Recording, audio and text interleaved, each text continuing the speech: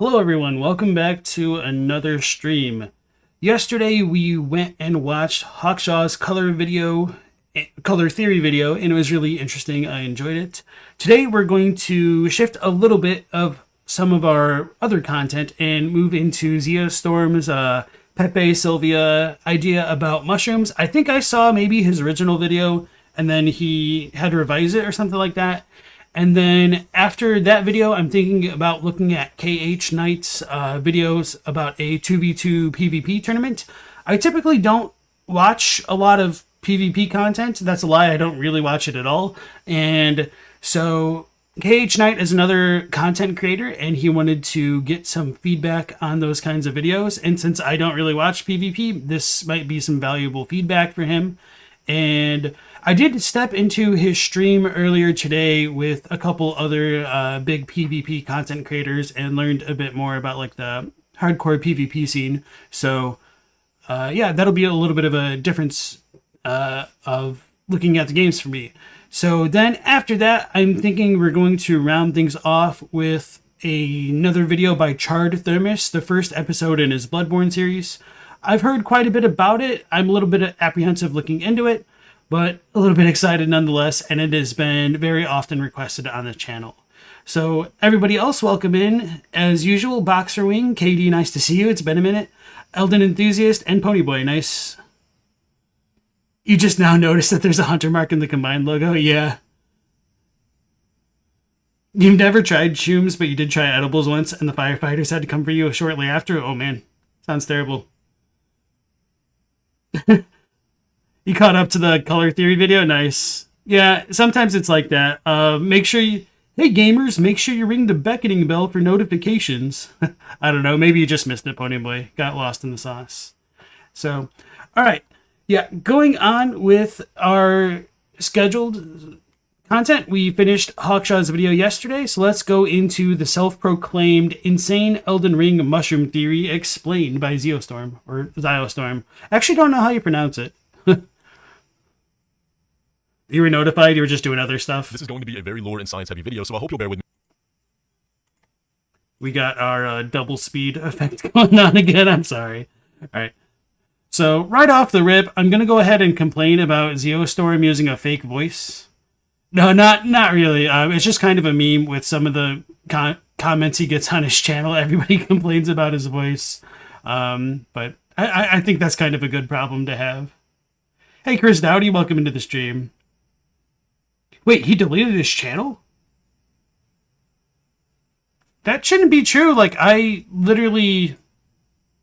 It should be right here. Let me...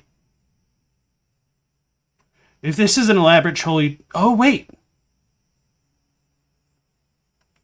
It's gone. Are you serious? There's no way.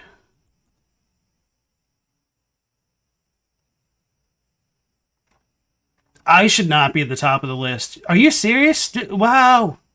This was literally up last night. What the hell?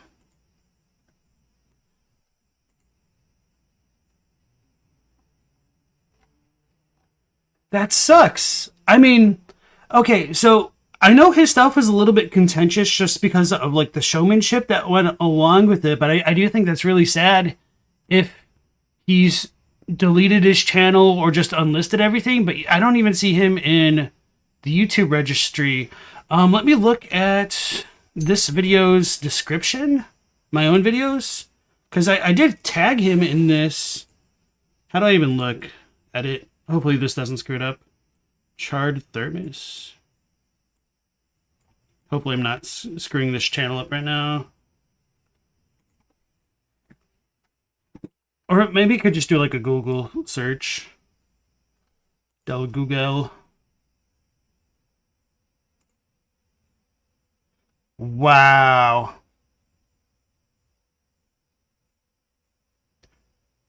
Alright, so shift in plans. I'm not sure what we're going to watch next because I figured I'd probably end up talking about his video quite a bit. Bruh. Hey Tim Healy, welcome in. Hey khknight. I was looking for Charred Thermos's channel. I was gonna view the first one in his Agony of Effort series. Wow, that's messed up that this is the... Oh, man. Okay. Okay. What am I doing? So there's going to be a little bit of a gap here. I'll figure out... Maybe we could do a Quaylog video after that. No, let's try somebody else that's a little bit different that I haven't looked at yet. Casative? Yeah, I haven't watched anything by them. Polarity, Duality, and Elden Ring. Or maybe I want to like ping them and get them the chance to jump into a stream if I do it. I'm not sure. Maybe somebody that I don't know is in the roundtable.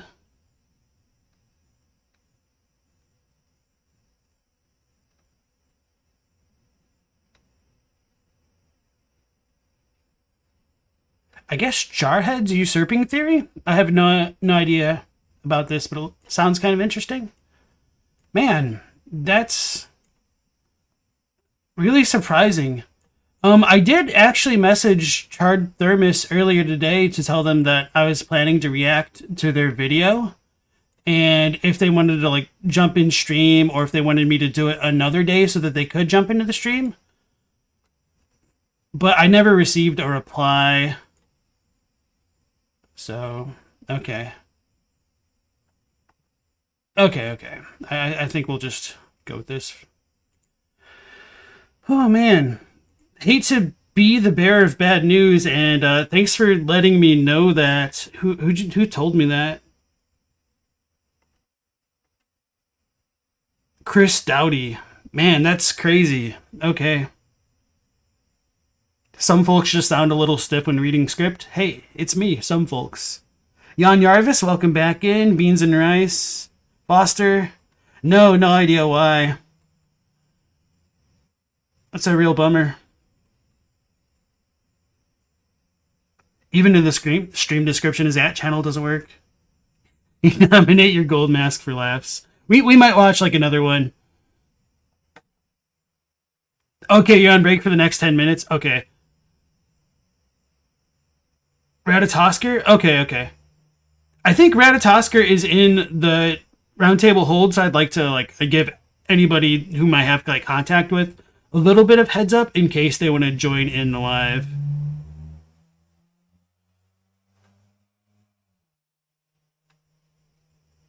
He took it down because he didn't want me to react to it. I don't know about that. Like, I would certainly hope not, though. If someone has it archived, it might still be watchable. So about that, like, if he deleted his channel, I don't want to like disrespect the legacy of it and like keep bringing it up if he wasn't proud of his work. Of course, that's a really big assumption on my part, and maybe there could have been some other stuff with YouTube that we don't know about. But yeah, just for now, especially with this being such fresh, recent news, I'll just kind of like let it sit for now, and then maybe we can revisit it sometime later. Maybe Charred Thermos has his stuff archived, and there's just some other stuff going on. Who knows? Okay. Even if Ratatosker's stuff isn't like deep or unique, I'd still like to present them the opportunity to like join in and get my feedback live or tell me why I've got my head up my ass. Pictures of dissections? Yeah, I doubt that, because I mean, there's a lot more questionable stuff on YouTube though. All right, so setting that stuff aside, sorry for like the bummer and the absolute change in mood coming into the stream. We will go ahead and react to the insane Elden Ring mushroom theory explained by Ziostorm. So, yes, there's a note. YouTube thought this theory was too powerful and had to restrict it, so we're making it even better now. All right.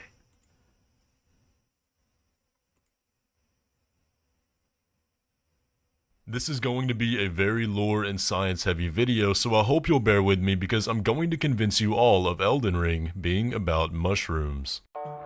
Elden Ring is a game that relies on the theme of duality. We have causality and regression, despair and hope, death and rebirth, but today we're going to focus on something kind of in between: decomposition. Elden Ring takes place in a fantastical world that defies all nature of physics. The topography twists and bends in ways that they shouldn't, and a supermassive pellucid tree dominates all surroundings. But even stranger than the sights we see is the story. The story of Elden Ring revolves around the squabbles of demigods, children of Queen Marika who war against each other for territory, but behind the scenes of all that is a war that's far more sinister. The true puppeteers of our story are various outer gods who influence the happenings and fate of the world unseen. Even by piecing together all of the game's written lore, we can really only scratch the surface of understanding them. But what if I told you that everything can be explained, everything can be understood by shifting our plane of thought from fantasy elements to something far more real? That nearly all of Elden Ring's story can be explained through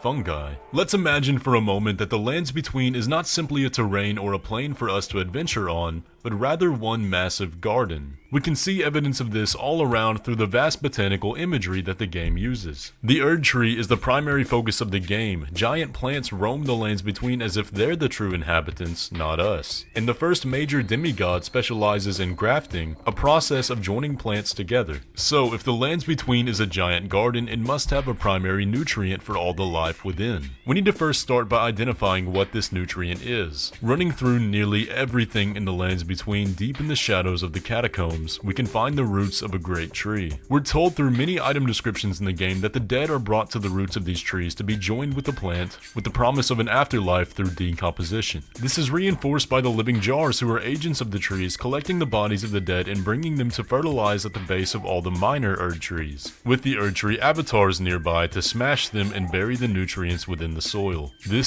That's a really interesting reading on it. I'm not sure that I would agree with that implicitly. With so many trolls and stuff transporting like caskets to the bases of the minor Erd trees and the Altus Plateau, I do think it is just a kind of customary pseudo funeral rite where people would put the remains of the deceased into the jars and bring them over to the minor Erd trees.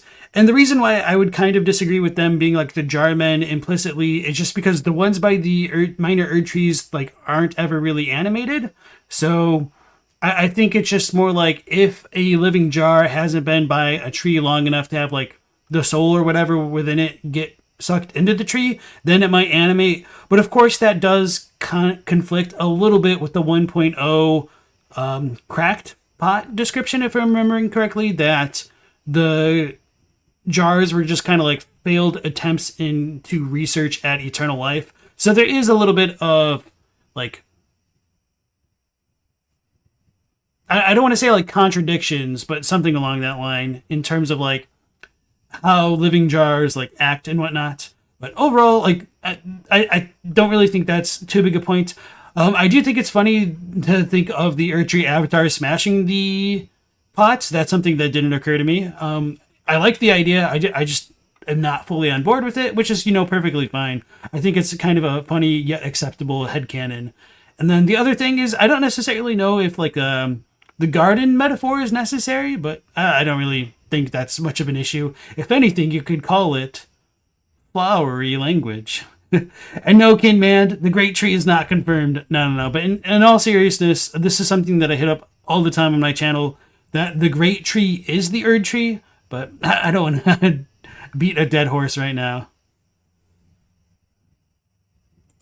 This is the flow of life in the Lands Between, and we, the inhabitants, are the nutrients for something far greater, and this is what all of the outer gods are fighting for. There are 4 major outer gods who influence the story of Elden Ring. First is the Lord of Frenzied Flame, an outer god who wishes to burn the world into nothing so that all life may become one. Second is the Formless Mother, who manifests her influence through blood and wounds. Third is the outer god of Rot, who has found a host in Melania and spreads its influence through massive fungi and mire. And finally, the most important one to our story is the Greater Will, whose power is manifested through the Elden Ring and the spreading of gold. But it's when we observe their actions through the lens of the Lands Between as one big garden that things are about to make a lot more sense. But we have to keep in mind that the only true goal of an inhabitant of the garden is to cultivate the thing most like itself. This is a territory war to break down the nutrients, or in this case, the souls of the dead. It's one big competition to see who can decompose the world. The simplest, most effective way to purify a garden and break down everything within is to torch it all with fire, allowing for the most pure life to spring forth afterward, and this is the exact goal of the Frenzied Flame. The Formless Mother is a bit more nuanced, taking advantage of the spreading Omen Curse to break down those infected through wounds and blood. It's a slow and honestly sloppy way of decomposing everything, and honestly is in last place in the war, since the that last sentence is a little bit funny.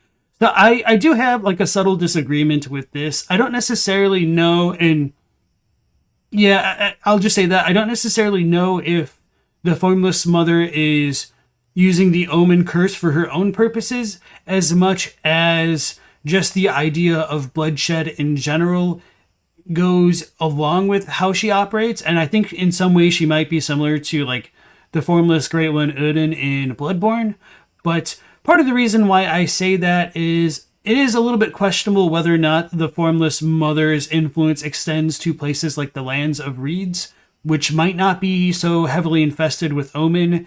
And I think just bloodletting in general could allow one to get quote-unquote blessed with her power. But with that being said, I obviously do think that Mohg uses his cursed Omen blood perhaps as fuel for like the blood flame and stuff, which might, relate to her power. To be fair, I might be like forgetting a description or two that like makes the connection with the Omen and the Formless Mother a bit more explicit. But I don't think I am, but I mean, maybe somebody in chat will have something to add to that. So yeah, the reason why I mentioned like the Land of Reeds specifically is because we have Eleonora and what's his face, Okina, using weapons that have been coated with so much blood they eventually get a kind of pseudo blood flame of their own. To be fair, both of these characters are affiliated with Mohg, so it does make it a bit more difficult to tell if the blood flame attacks on their weapons comes from their affiliation with Mohg or just a copious amount of bleeding out their enemies in general. You really love this theory, but you have to keep in mind it was one of the earliest lore theories. Are you talking about Charred Thermos or this? No, Charred Thermos came late. That's a silly thing for me to say. Great gardening tips. You hard agree that Formless Mother is mostly unrelated to Omen. That's kind of my vibe for right now, but you never know. Like with DLC, they might make it more explicit. You wonder if the Outer Gods have any sentience? You can hear a female voice saying nihil with Mohg during the boss fight. Is that true? I would need to look into that. I mean, I did look at a lot of the internal files for like the character voices when I was looking for the cut dialogue for Topes. And I did run into some of Mohg's dialogue where he's essentially counting down from, I think, 6 in Latin. There was definitely 5. So they at least planned, or at least maybe not planned, but they had the contingency to increase the amount of times Mohg would do that attack, perhaps. And I didn't run into a female equivalent of the voice. So maybe there's just like a little bit of voice modulation going with it to make it sound more feminine, but I don't know.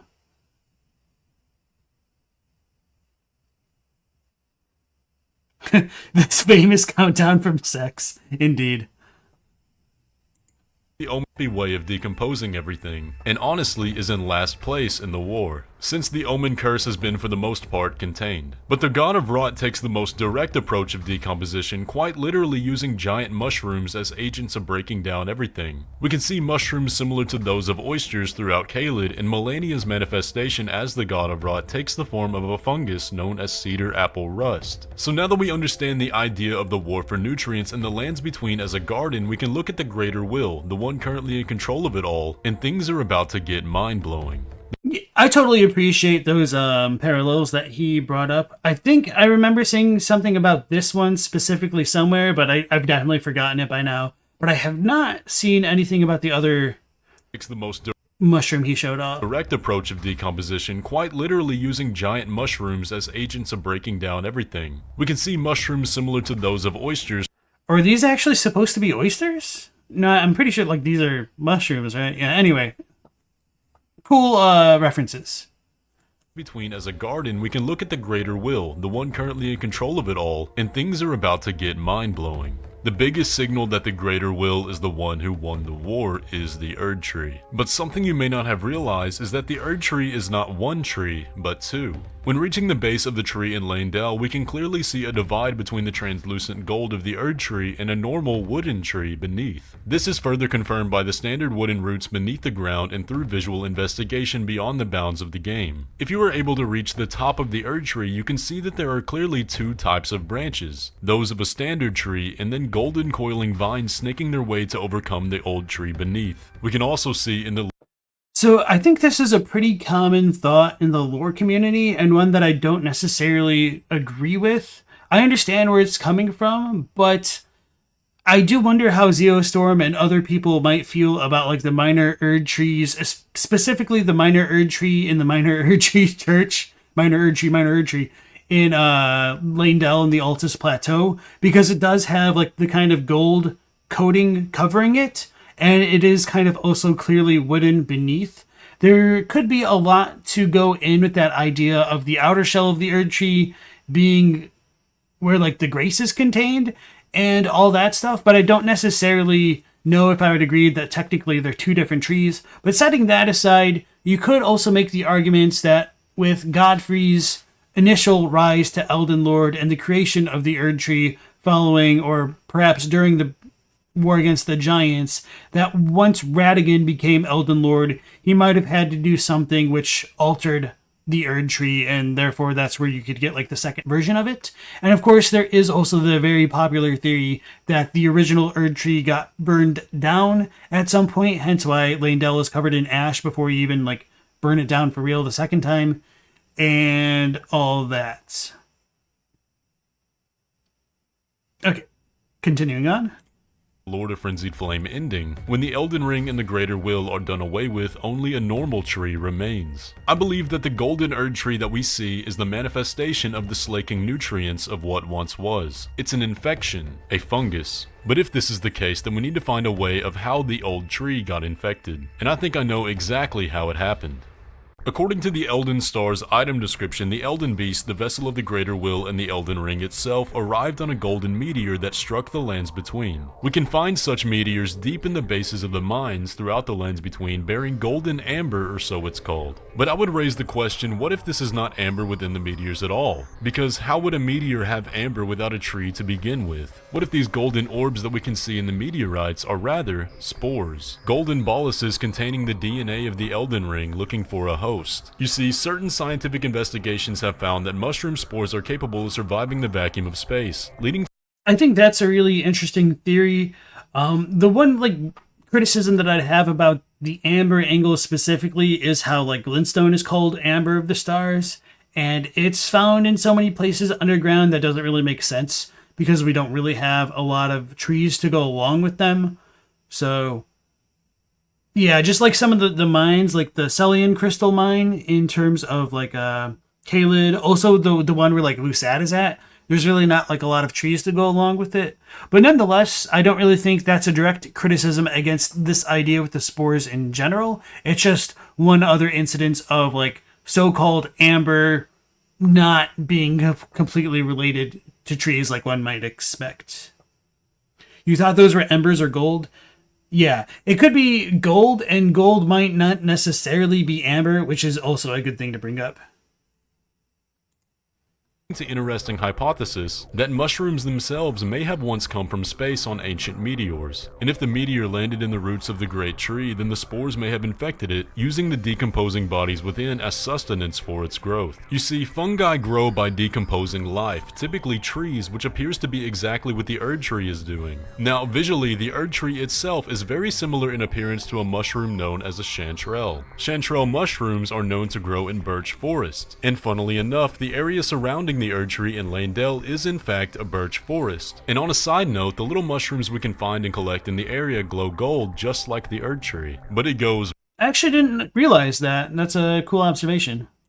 way deeper. This also explains one of the most mysterious aspects of Elden Ring, which I have never found a single explanation for whatsoever. But in order to prove that the Greater Will manifests its manipulations through mushrooms, we don't need to look very far. The Two Fingers are one of the weirder entities in the game. They are envoys of the Greater Will, decrepit-looking creatures that communicate to the Outer God and speak its desires to the Tarnished. But what if they're not fingers at all? We can see that they are somewhat made of flesh, and able to bleed, but that's only when they're alive, because after they die they no longer have skin of flesh. They turn into what appears to be wood. And after I discovered this, I realized there was a massive piece of the puzzle missing when understanding what the Two Fingers are. But I came to find out that the Two Fingers themselves are mushrooms, specifically a type of fungus called the Dead Man's Fingers. Dead Man's Fingers are fungus that grow from dead or decaying trees, and the Two Fingers design appears to be directly based on these. And it perfectly explains why the Two Fingers are the envoys of the Greater Will, and why the Greater Will won. Nearly every megastructure in Elden Ring is infested with roots. Stormvale Castle, the Divine Towers, even Lane Dell, all have roots and vines growing up through and around them. And obviously they lead back to the Erd Tree. But why would the Greater Will and the Erd Tree need something like the Two Fingers in order to communicate across the lands between? That's because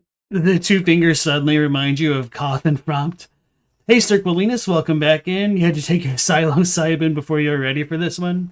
So yeah, as for the Two Fingers being mushrooms, I mean, I really like the imagery of the dead man's fingers to compare it with, but I am curious where Ziostorm is going to justify the Two Fingers having blood when hopefully the Dead Man's Fingers, wow, I just combined the two ideas. The Dead Man's Fingers fungi don't actually have like blood in them, or even like stereotypical wood for that matter.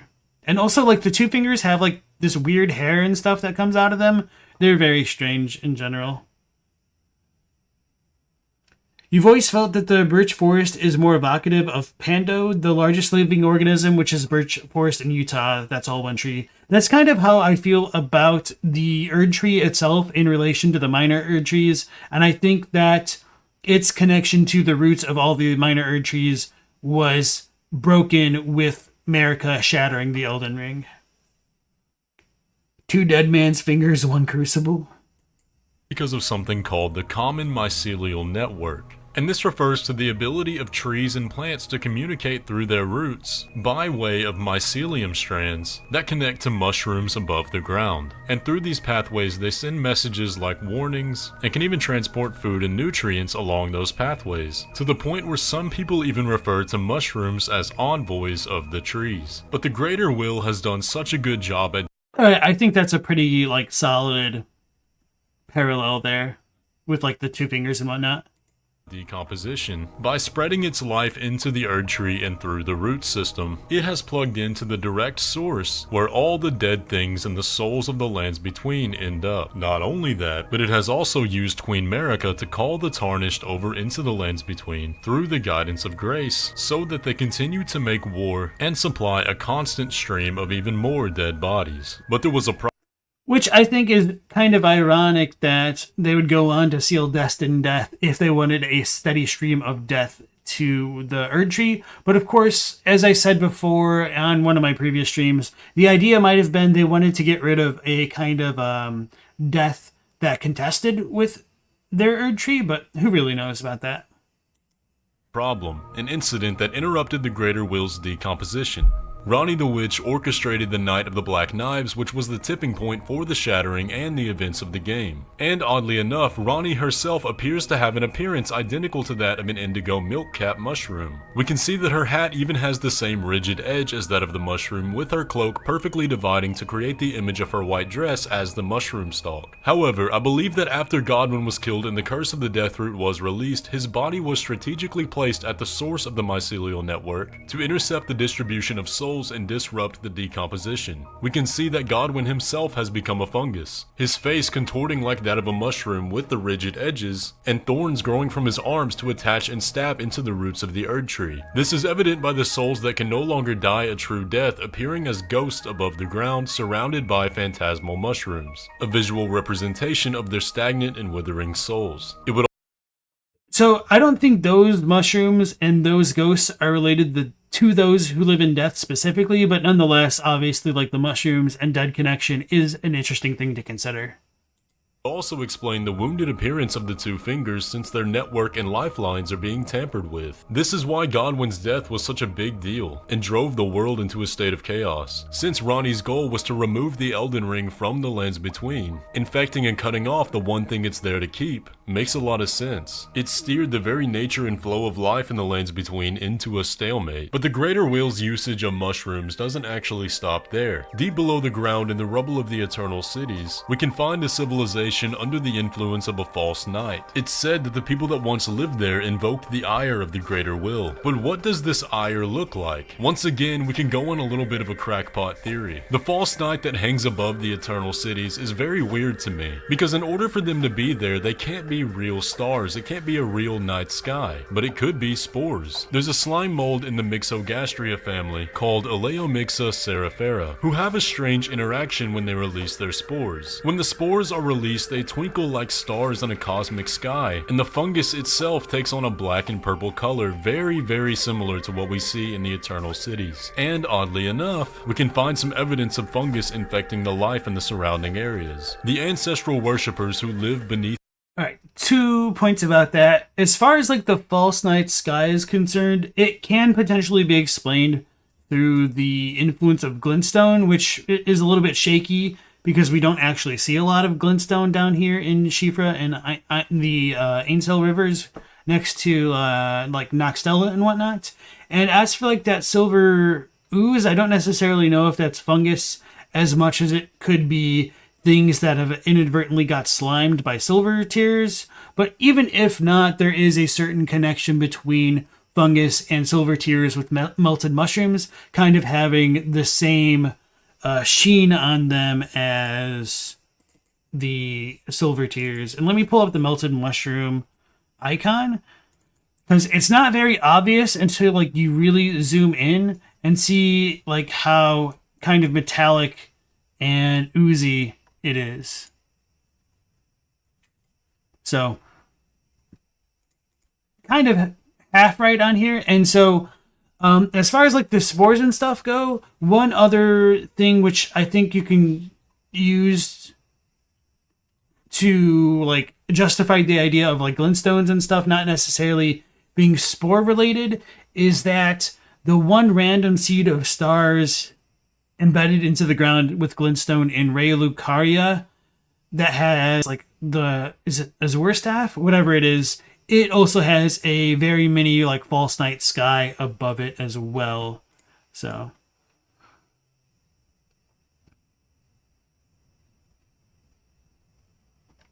Godwin to you is literally the Little Mermaid. You're sorry, but mushrooms are an apophthenia pit trap. There's so much fantastic variation and miraculous niche-filling phenomenons that you could make every story about mushrooms with a little effort, maybe. What else? The alchemist Periclesis described mermaids as water nymphs or spirits that don't possess a soul and can only gain one by marrying a human. Yeah, no, it's just funny to compare it to the Little Mermaid because of the Disneyification of it, but certainly there are like a lot of inspirations with Godwin and the mermen.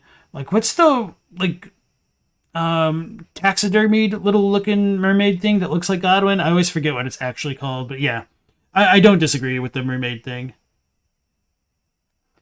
Yeah, Katie, the one hag does say that glintstone causes the night sky, sort of, in Ray Lucaria, but she doesn't say it underground. It's the one at the very northern part of Limgrave that like is by the broken bridge going into Liurnia, and the English text for it is a little bit different, but rather than traversing the quote-unquote glintstone eventide of Ray Lucaria, she calls it like the false glintstone night in Japanese.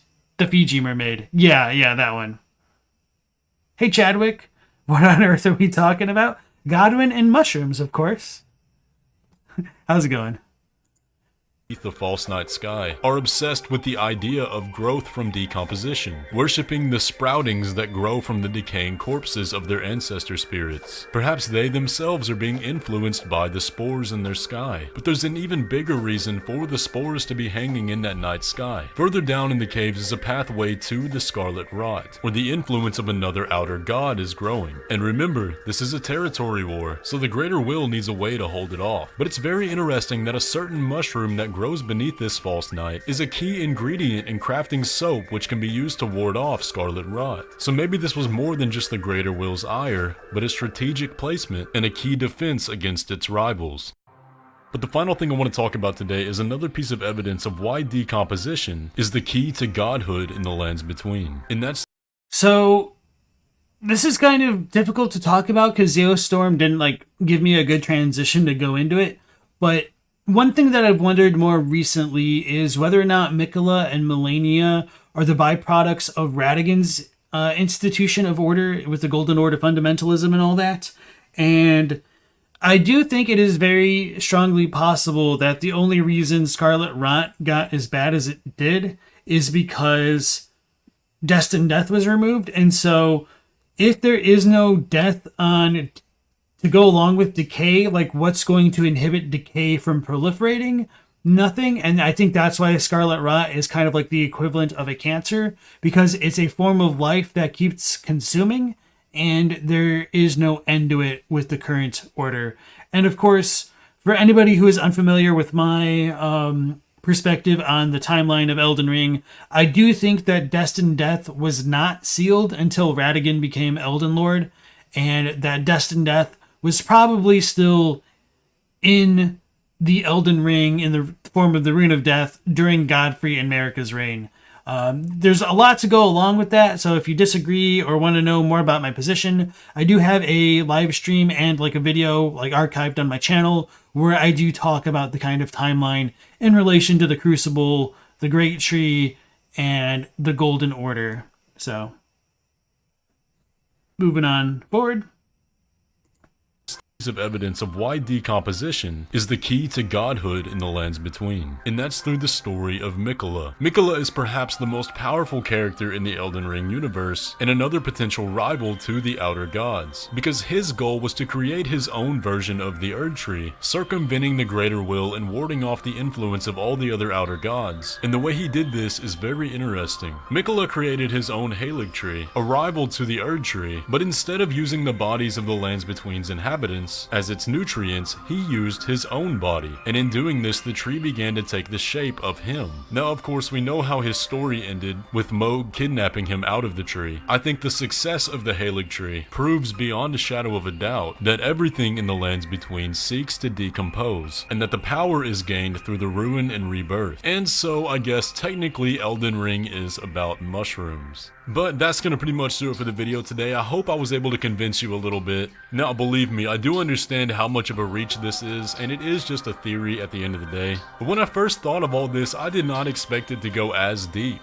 But honestly, I think it could go even deeper. Either way though, I hope you enjoyed the video today. Leave a like if you did and subscribe if you're new around here. But let me know down in the comments if you kind of agree with me or if you think I'm just crazy. But either way, I'll catch you in the next one.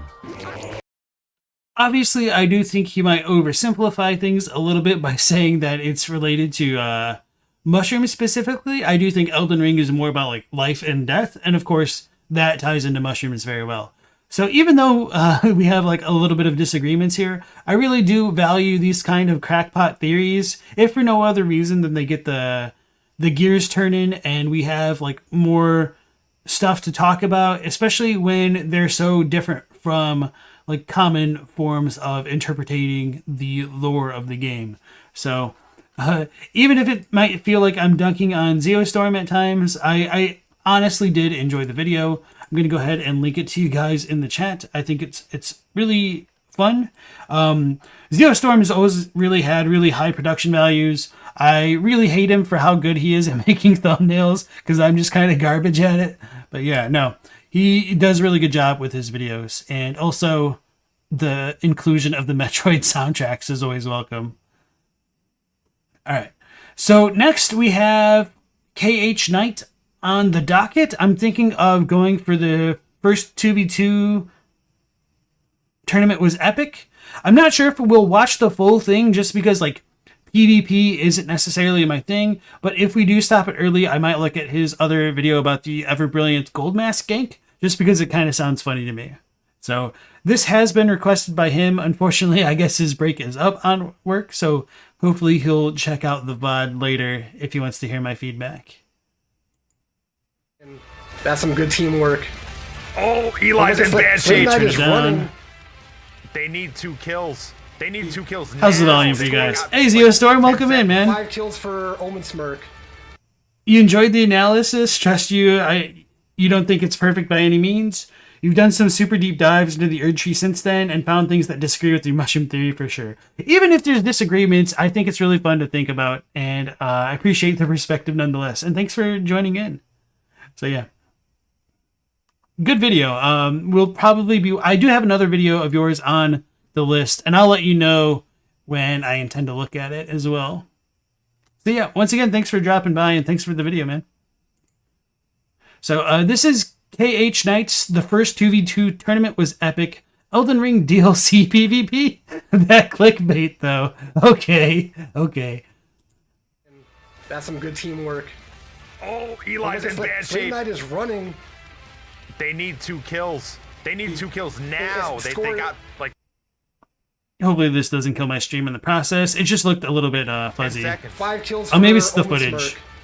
They need to kill. They need to just go in. They need go right now. They gotta gain go someone. in. They gotta. And Khknight's There down. it is, Now we gotta get temp. One We gotta more get kill. temp. Oh. One more temp. Oh my god. Oh, okay. So close. That one's Fast clear. power. And that is a victory for Omen Smirk. I do like their little victory screen. This is a pretty crazy production value, something that I wouldn't have expected for most PvP content, to be honest. Yeah, it looks pretty good. 8 teams, 16 players, and one increasingly growing prize pool. You are watching the first Elden Ring 2v2 tournament. Originally streamed on Twitch, me and Dante WTF witness amazing 2v2 battles between some of PlayStation's best in the new Coliseum DLC.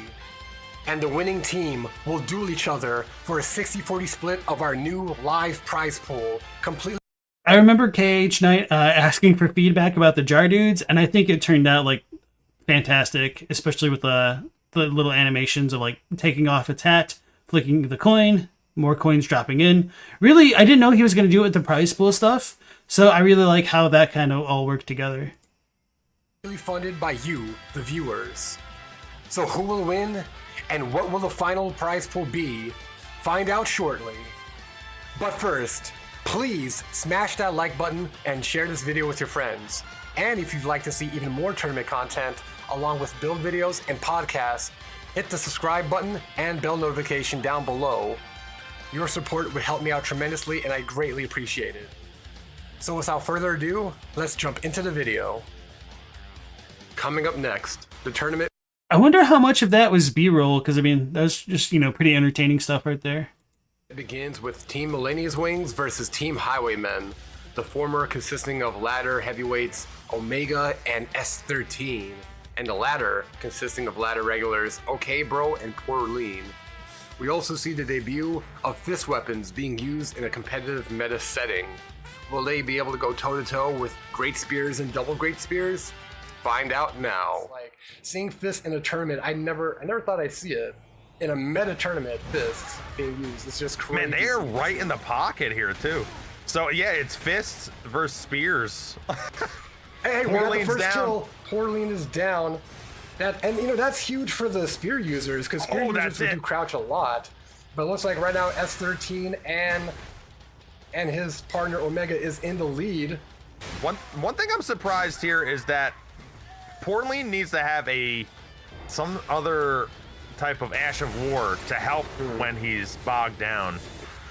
Yeah, I think the edits do really speed up the pace of the content, because one issue I don't want to say one issue, I've never really been too engrossed into watching PvP content, because it's a little bit kind of slow with like the back and forth, trying to get out of neutral and like land their hits against each other. So maybe this is pretty good stuff. I don't know.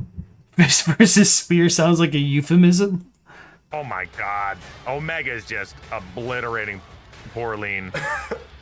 There's so much going on, I can barely focus on all the action. I mean, just look at the scrumpage. Omega, oh boy. I think that's 3 kills Omega has right now. He's just cleaning them up. It's looking very poor for OK, bro. He's trying, but he's getting double penetrated by S13, and it's not looking good right now. Porline needs to run away. Wait for his partner. They need to have better team dynamics because it is, oh man. Omega's down low. S13's getting pressured by the fists. He's actually getting pushed back, and he's dead. S13's down. This is their chance because Omega's down really low. Omega's. All right, so I'll admit my ignorance. I actually don't really know how the Coliseum works because most of my forays into Elden Ring have been offline, so that way, like, my account doesn't get flagged for using mods to do lore stuff.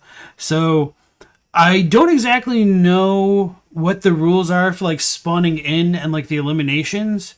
So it might be helpful, or it might just be like too cluttered to include that kind of information for people like me who have no idea what's going on here. When's the invasion stream? Maybe when I get good, right? One hit. Now they can reset things and put them in a cycle of waiting for their teammate to spawn in. And here comes Omega with the shield cannon. Let's go! That's actually legit. And the combat is over. This is a win for Team Melania's Wings. GG. But look at the damage on Porline. He's already out. We see twin Cerulean Spears by OK, bro. Will it be enough to keep the other team off of him? Oh, the frostbot. Oh my god. All right, so that first round was cool. I guess this is the full round. I wonder if you do like breakdowns of their strategies and what you think was effective and why. That could be pretty cool to learn from like an outside perspective. Because one question that I have right now is with the dude using the fists and that being kind of a non-meta weapon, if part of the reason they're so effective is because they're coming in and flanking their opponents and effectively blendering them with the setup from their other guy who is potentially keeping them at range. God, he's hit him with the frostbot like so many times. Yeah, because he keeps doing just backwards rolls, so it's very easy for the pod to hit him. You have to really side roll that to avoid. Porline couldn't get in there. Now Porline needs to run away, essentially. Don't get trapped in this. Oh boy. Go to your partner. Nice jumping attack. Oh my god, okay, bro, it's taking forever to load in. They're doing too many 1v1s. They need to be the team dynamic and, again, like you said before, almost randomly switch and swap. Oh, look at the damage here. 1,700 damage, that's insane. From Soft. Okay, bro, I can't believe it. S13 is dead. All right, they didn't get shut out at least. They got finally won. This has been a rough day for Team Highwaymen. With the throwing knife. Life. Oh my god. Right now it's 13 kills for Team Melania's Wings. Porline sort of gave up. And that is... Alright. Oh, okay. It might be nice to have like these things up at the top throughout some of the footage, because it's a little bit difficult for me to track which team is which. So yeah. This is a victory for Team Melania's Wings.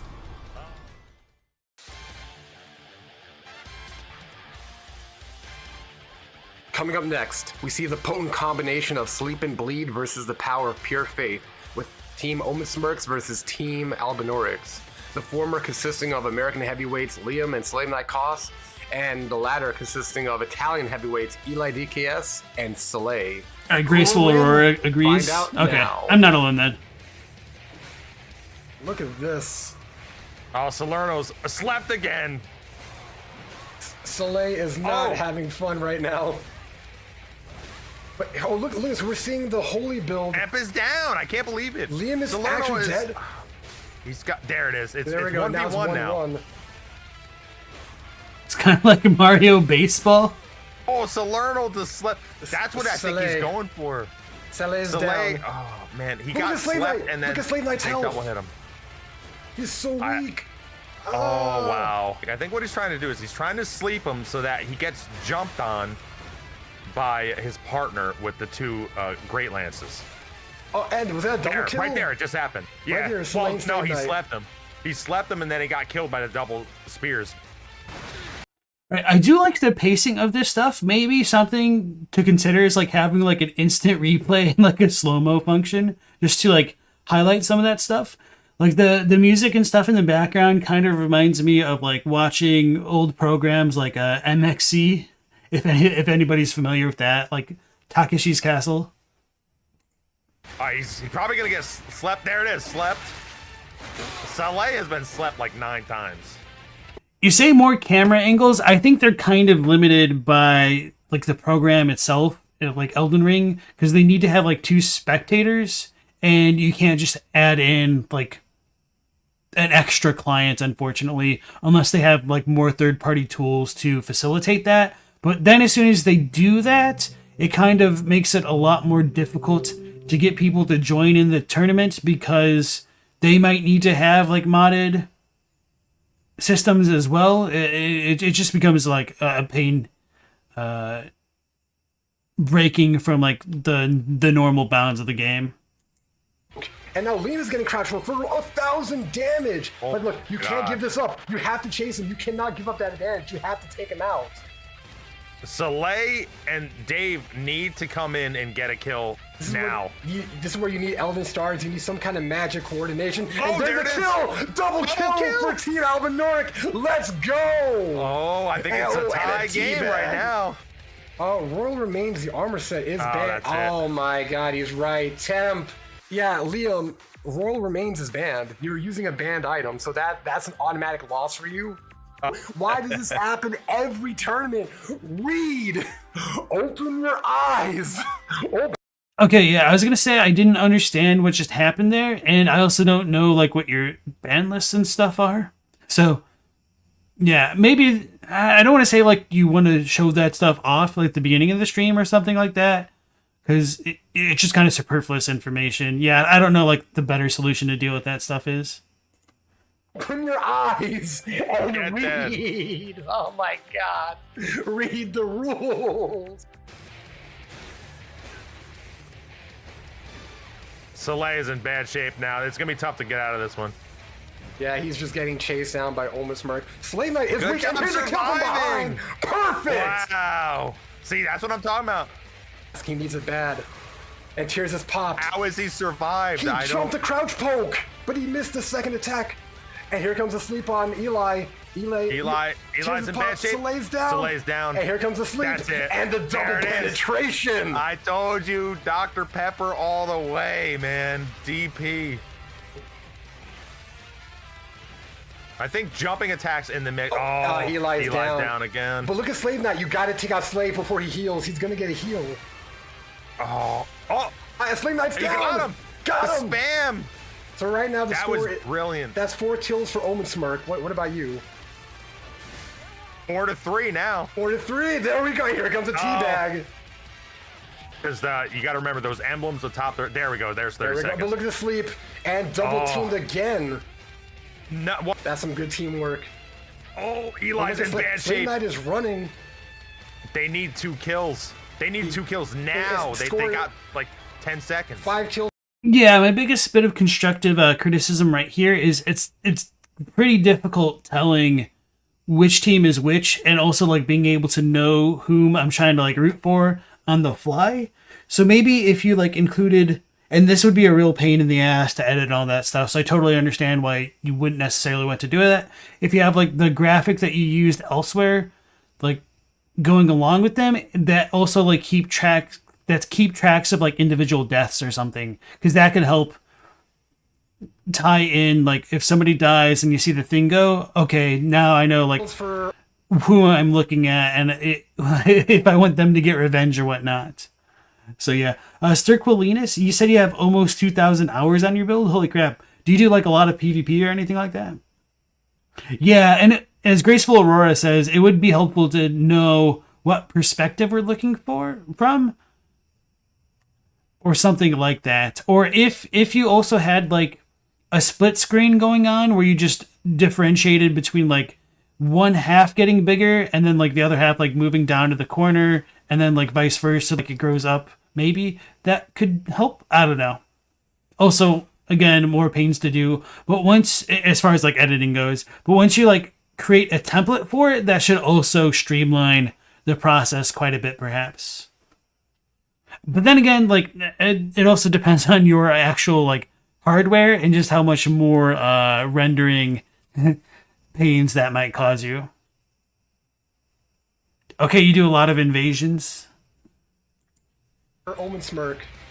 They need to kill. They need to just go in. They need go in. right now. They gotta go gank someone. They gotta. And Slay There it Knight's is, down. Slay. Now we gotta get temp. One We gotta more get kill. temp. Oh. One more temp. Oh my god. Eli did the So close. 5 to 4, and that is a Oh. victory for Omen Smirk. Soleil, Davey, Temp, Slave Knight costs. All right, there we go. And we see some where's magic. that? Will it explode? Will it hit? No, unfortunately so not. close. Yeah.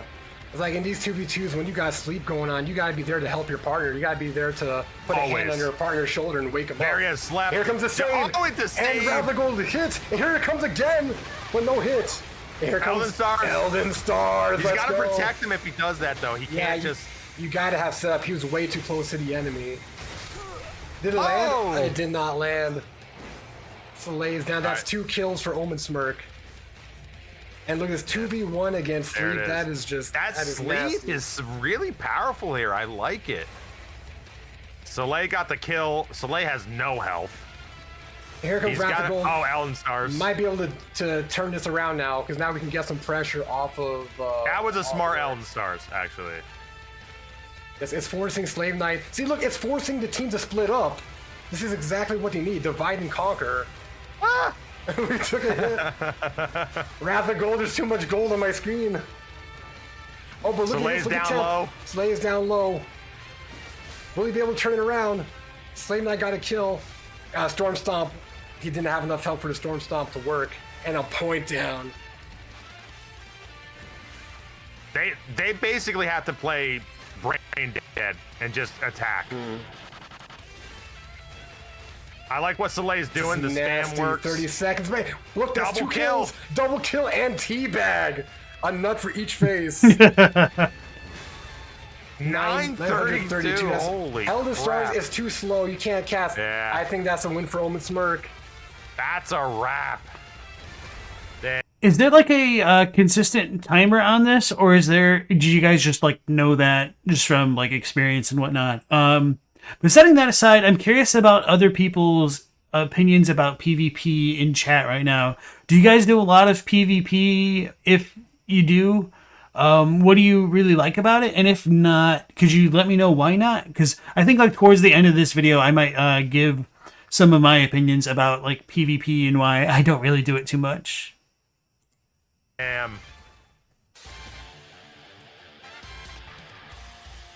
You like the commentators? Coming up next, we see the return of Dark Souls 3 tournament veteran Legends of Evil making his Elden Ring debut along with his teammate Clem as team veterans versus tournament regulars Gush and Veggie Georgie as team octopus heads. Who will win? Find out now. PvP's too scary. Power down Double really low. anchors. We haven't seen double anchors in a while. I think it can work if your partner has something that allows it to work, but I think right now it's weird. I don't really understand The it. dragon was interrupted. Oh, wow. Clem is down. To the city. Hey, he got a kill though. He killed Cobb Kyra from deep. And he got a double kill. He's got to be close to being slapped. There it is. A fully But charged look, R2. he's not there to help his Wow. teammate. That was a little 2v1 right there. Yeah, Veg Georgie needs to do a better job of keeping that pressure off. And Gush getting... is about to go down. Oh, there it is. He's dead. Yeah, Ah, Cobb Kyra. that's a kill. That's another one for Legend and Clem. I think... Oh, 1,000 damage. That's the team dynamic. Oh, he's Nasty. fat rolling. That's 4 Why was he kills for fat the rolling? veterans. Oh, Maybe. Cobb Kyra's in bad shape. Oh god, spawning. Is he in rotted? again and No, rotted. he's not. No.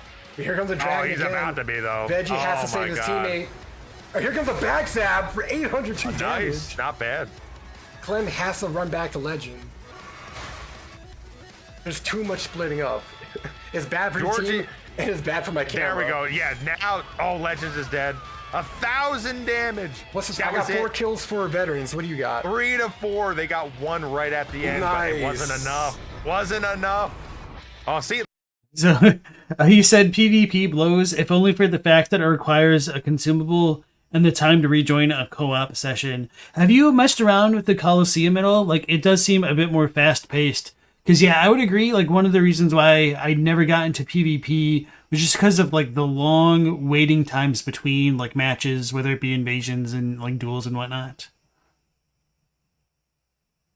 Getting griefed sucks hard, and all the Souls games are subject to that problem. Yeah. But this is very fun to watch. Katie's not really a multiplayer type guy in general. The music sounds like it's out of a TMNT game. It very well might be. Not really, but yeah, I see where you're going for with that. You haven't touched Elden Ring in ages at this point?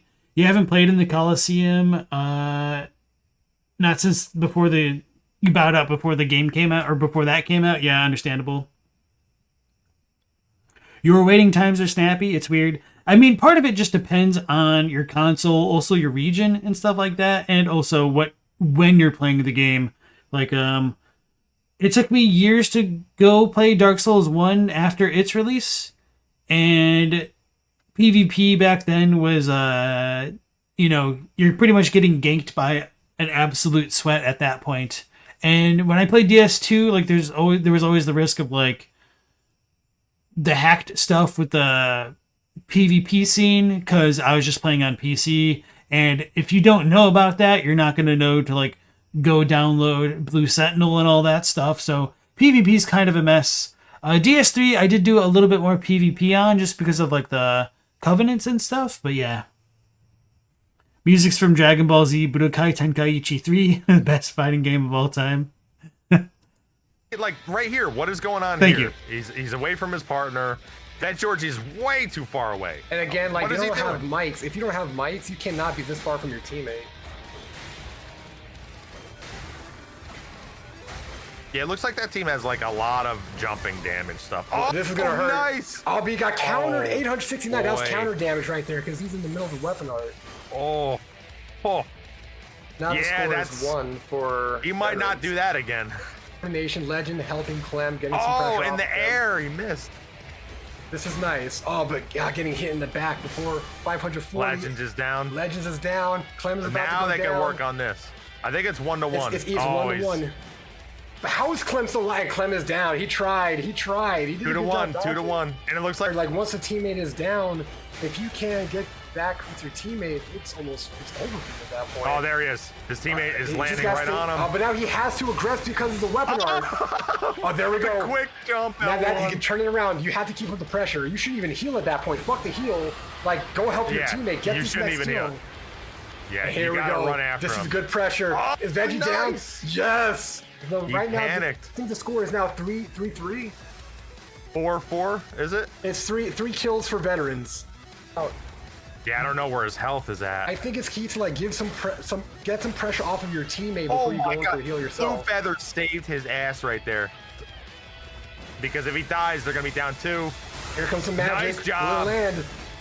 It did do some damage, about like 500 damage, and he missed That's the it. counter. Oh my god, they Guts missed tied the it. counter. He needs to run away now. He needs to run away. Oh, 'Cause it's can he 5 to get this 5. last kill?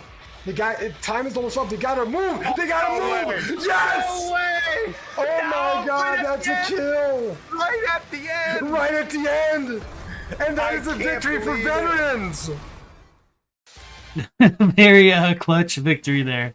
So I wonder if the way that khknight does this is he has all of the participants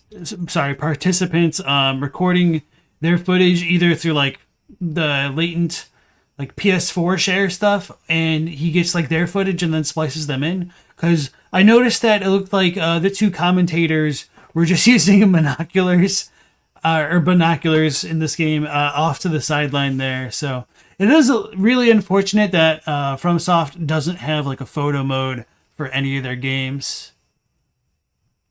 It's wild you haven't watched PvP like this yet for Elden Ring. Yeah, so much faster than DS3. I do think like the edits definitely help make it look like it's sped up, but yeah.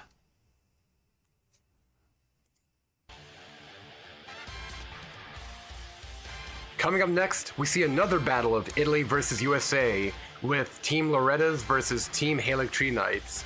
The former consisting of Elimich and Sleepy Walnut, and the latter consisting of Marco Vesso and Inservins. Who will win? Find out now. It was horrendous. It does massive damage though. Wow, he blocked blocking. that. How Yeah, did that's nice. do He had to that? roll out because once you block one attack, you pretty much have no stamina. And Inservins realizes that, Elimich chases is that to down. Elimich and gets the first kill. Yeah, I mean, they're doing a lot of 1v1. They're doing a lot of jumps. Oh, This is nasty. I mean, I do not It's want to gonna get be rough. ganked by Inservins Yeah. and Marco Vesso. issue with the 1v1 there, so you need to get... Oh, Marco Vesso's down. Just help him get that. Wow. All right, so that's a kill for Loretta's. Oh my god, that damage. And that's a trade. Elimich is down. See, I don't know if Lachise... Does he believe in his 1v1 skill against Inservins? Oh, here comes Storm Stomp. Oh, Storm Stomp into R2 with the fist. That's nasty. That's a true combo too, because like fist for R2 for fist come out a lot faster than other attacks. R2. Oh, Elimich is down low. He's about to get fisted. Running attack fist. Oh god. Good roll. Put some Good roll. fist in That's the hard. Pizza. Fist the pizza. Elimich needs to do a better job of helping Lachise when he's in trouble. Lachise does not know how to deal with the fists. Oh, nice kill on Inservins. Well, usually it's banned in my tournaments. This is like the first tournament where it's allowed. And I think people didn't realize. Oh, what is he doing? How did he not see that lightning? Maybe they was queued the same time. You didn't know. 30 seconds this remaining. Is in the wall. Look at this corner pressure. Oh god, this is nasty. Oh my god. Oh my god, that was disgusting. We don't see that. Fine, that's oh, it. there it is. That is Two. a They only win had for two. Marco Vesso. And hello. Oh, look at Oh this. my Here comes the God, corner he's in pressure bad again. shape. Oh, and he was not able to get out no. of the roll catch. This is looking Oh, bad. look at the heals. He has the blood tax, so you can blood tax an already dead body to get your health back. That's genius. Oh crap. That is genius. Wow, how much health do you get from that? You have any Not idea? too much. It's low, but it's something. That is. Oh, look at you're Lachine. right. Look at Walnut. Bled. 1,300 damage. And this is what I mean. You might as well just let yourself die now so you can respawn Well, with your teammate. I say just spam out if you're in this situation. So much for no that. way. So much for that. Yeah, he can't do anything. Oh my god. That's a definitely good Wow. teamwork there. I feel bad. Yeah, I mean, what are you supposed to do? 10-0. Oh god, this is the Holy crap. worst wash we've seen yet. I hope they can Oof. at least get one. I don't want to see a shutout here. Me neither. Just at least one kill for the Lorettas. And look at the heal. Look at the heal right there. That's so on Marco good. Vesso. I gotta hand it to him. That is genius. And here comes the dragon by its servants, and he knows Elimich can't dodge that. Yeah. Oh, look at the combo! That was a true combo. Can he take it back? At least, can it be one? Honestly, this is kind of disgusting, which is how much they're blendering the opponents. For one? Nope. Oh man. Oh, brutal. Look at that. He had the slow death animation, so he got that twice. Yeah, that's the best. I'm death impressed animation with to have. that, man. That's so that's pretty creative. cool. That's so creative. What is that, 1 to 12? Was it? It's just disgusting is what it was. Wait a Charred, second, you we got- just got a donation. What is the name? I can't see it. I just missed it. But thank you so much. Thank you, Walnuts. Now the prize pool is $37.01. So the stakes have been raised again. That's awesome. It just got raised again. Another $10 added to the pot. Hell yeah. Next fight soon. Another donation. The prize pool is $60 now. Oh my god, this is crazy. Coming up next, the semifinals begins with the climactic battle of Melania's Wings versus Omen Smirks. Will the Omen Little Sleep Jar is and Bleed adorable. combo be enough to defeat S13's double Great Lances and Omega's Fists? Find out now. I mean, yeah. Chadwick asks if magic is not viable in a PvP again. I don't know. I mean, obviously these guys are using magic strategically, but it doesn't seem like that's like the primary way to play for PvP. At least not meta PvP.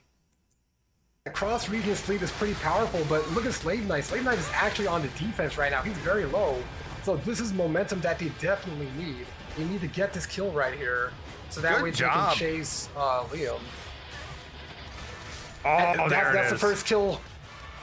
And now we got S13 versus Slave Knight. Oh, and the sleep. The sleep they caught him. And a doesn't true kill him, combo though. for 725. And here comes the roll catch with the thrusting weapon. But Omega's There's coming Omega to with save the his help. teammate. I don't know who to look at. This is crazy. How is he still S13 alive? cannot die? Oh my god. I think he was There it is. free-aiming that, and that's a kill. Is it 1-1? That's 1-1. The See, Slave now Knight this is a weak. situation that You need I throwing don't know knives. what to do here because they don't have Throwing much knives. health. Throwing knives. You got it. Don't let him heal. No, they missed the opportunity. Knee heal. Oh, he's dead.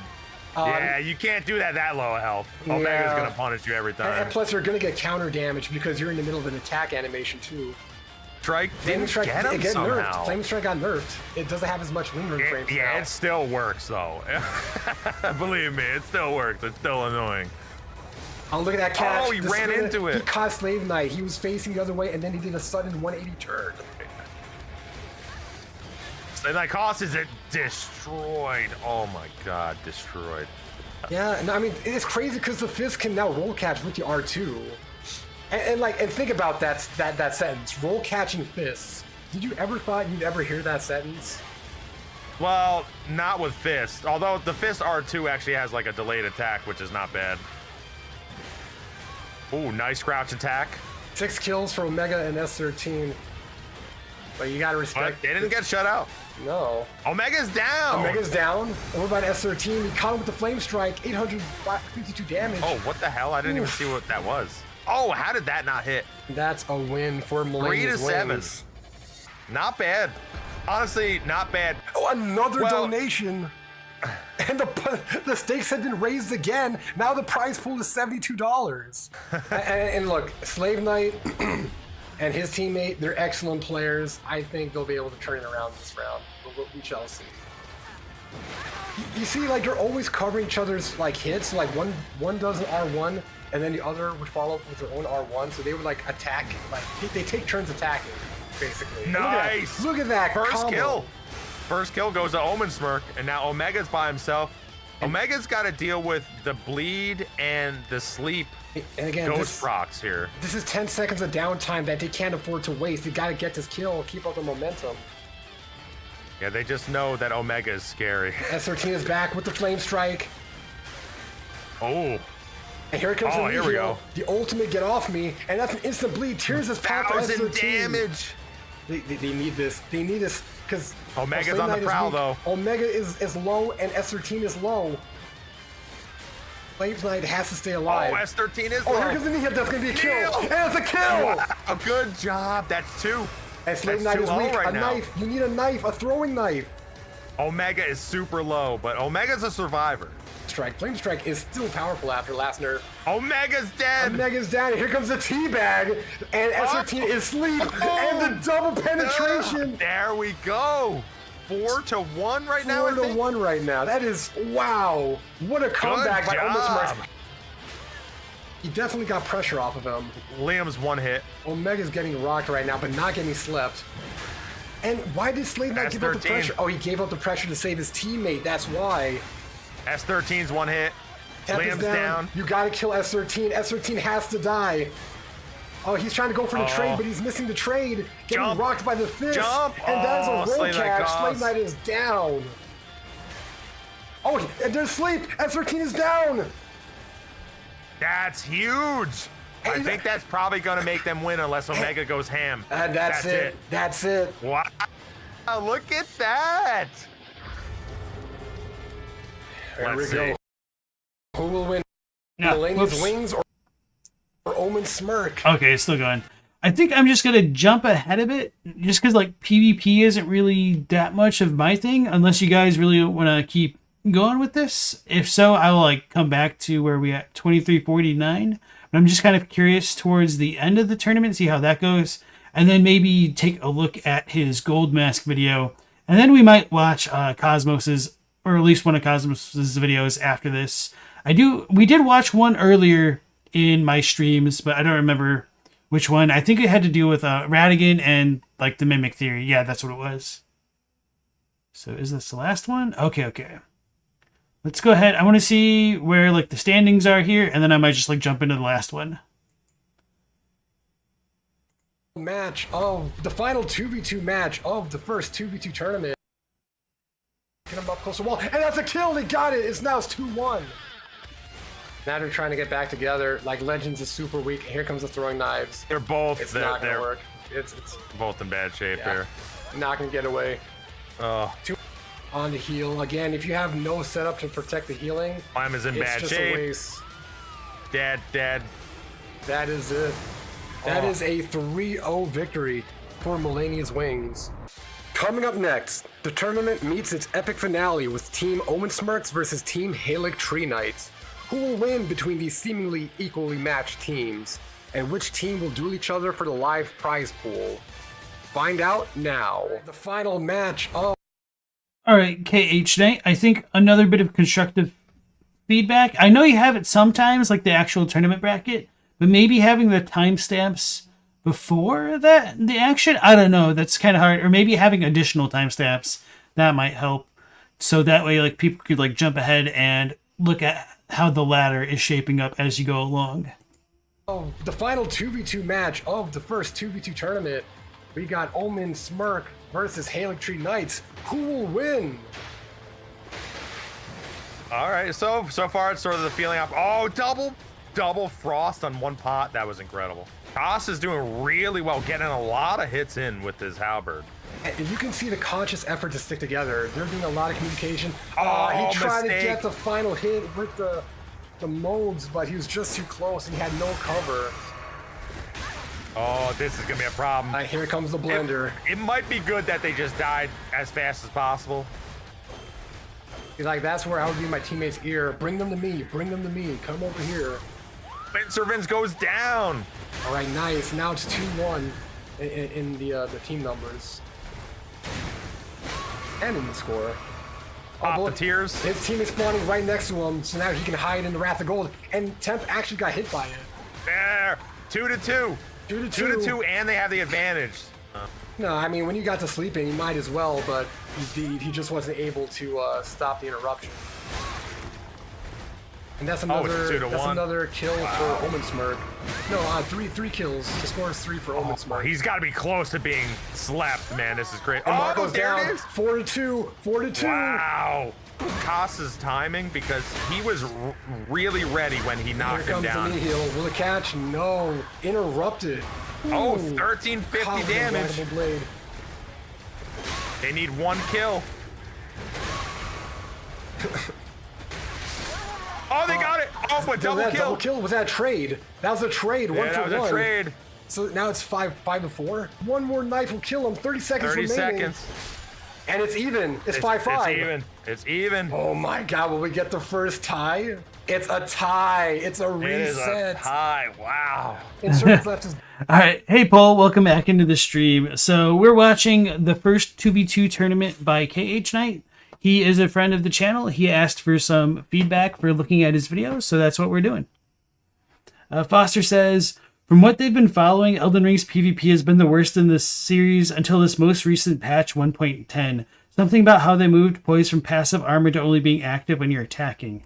Yeah, I don't know the specifics super well, but I do know patch 1.10 was kind of FromSoft responding to a lot of community feedback and implementing those changes. So that's kind of where that comes in to play. And it's pretty incredible that they were able to take such direct feedback from the community and iterate it onto the game. So, if PvP is in a better state, that's great. I know the content creators are still working really hard to allow FromSoft to implement more changes, but it kind of sounds like they're running on a bit of a skeleton crew with development going full steam ahead with like Armored Core and potentially the DLC. So we're probably not going to see a lot of changes anytime soon would be my guess. But to be fair, I was also surprised with pretty much every patch since like 1.07. Who knows? Elden Ring drops input too much for you to want to do PvP. Yeah, that's kind of how I feel, and I was going to talk about that more after going through this video. Back wide open, and he got punished for it. Liam's down 1 hit. Yeah, he's chasing after Temp. That's Liam. Oh man, it's not looking good. Really got the kill, and Liam is down. Slave Knight is next. Oh, but you see that? Slave Knight let himself die. No, he let him exactly. Respawn together. That's smart. I think that was probably smart. Yeah, Temp is, or Liam is down to half, but here comes the pressure. Oh, Instruments is dead. It is that 1-1 range now. No, it's 2-1. It's 2-1. Okay. But they need to attack Marco Vessel. They should be able to get this kill if they don't screw it up. Oh, that was he slept. Here it is. Here it is. That's a kill. The perfume with the bubble that you gotta pop with the knives. Marco Vessel is slept and his tears have popped. Here comes the kill. He's low. Inservins is right there. He's right there. He's just out of range. Slave Knight is down. Inservins got the kill. Inservins is gonna get his health back now. Wow. That Marco Vesso, wow. He had probably 30 life left and he got a kill. That was crazy. Oh, look at Temp right now. Look at Liam. He's getting caught from behind. Slave Knight is not covering his teammate. It's tough. He was being a little bit too aggressive, but Marco Vess was down 1 hit and they need. Oh, he slept. Oh, wait. That was weird. It looked like he was slept. Liam is next. All right. They need to run after him. They need to get this. And Temp is Liam's down. Because usually you're power stancing him. Oh, man. Marco down. Damage. All right, it's tied. It's tied up, and there's only 20 seconds left. Oh, another tie. Oh, my God. Make sure he can't do anything and constantly. Hey, Fidel, welcome into the stream. Pulsa is just looking at all these double spears make you cringe. Yeah, excuse me. Apparently they're really strong right now. So, yeah, the PvP content creators are trying to think of ways in which they could like rebalance weapons to give more options to deal with that stuff. And I guess that kind of goes in hand in hand with the poise changes. But apparently the issue with the way that FromSoft implemented things is that they didn't touch up enough of the non-meta weapons to kind of compensate for everything.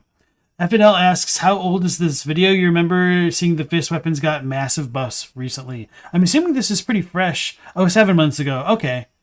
So probably before 1.10 for sure. Coming from Neo, which is a stone to the bone action game made of its razor sharp Ninja Gaiden heritage. From games are like playing in syrup. You agree? I haven't actually played any of the Neo games yet. That is something on my to-do list, but they've been just kind of chilling there for a while at this point. Batter him. Inservin is 1 hit. Right now, they're chasing Inservin.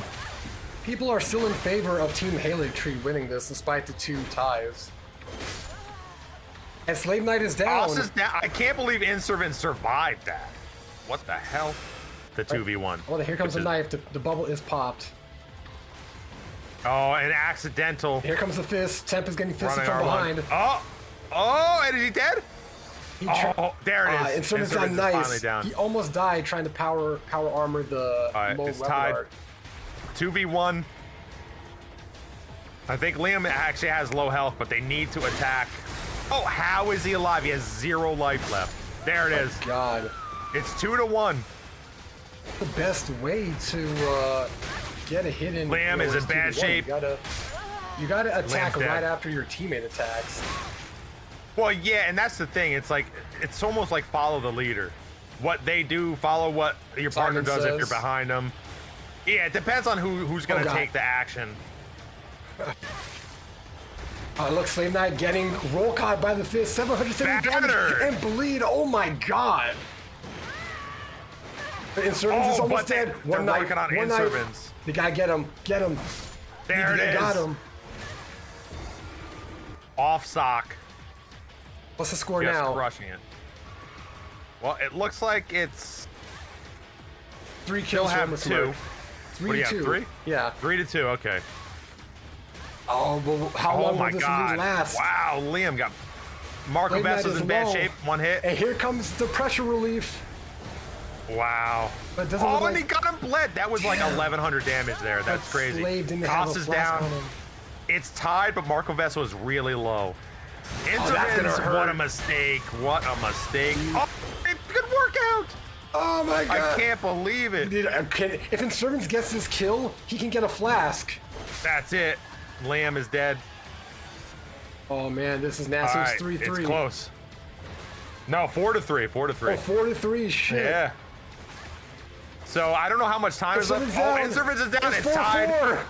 Well, now it's Temper's 5-4. 5-4. Oh my god. Marco Vesso's in bad shape. 1 hit left. He did get a kill. He will get a heal. I'm gripping my seat tightly right now. 20 seconds left. See, this is where, like, if I were Insurgents, or not Insurgents, if I was Temp, I would tell Slave Knight, hey, come Wow, to me. he panicked. I'm activating the mode weapon art. Come Oh, to he me. gets it!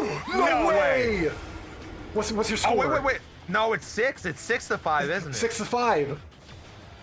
I think there's no time left. I think time's about to end. Oh, that's It's it. combat. The first victory. Wow.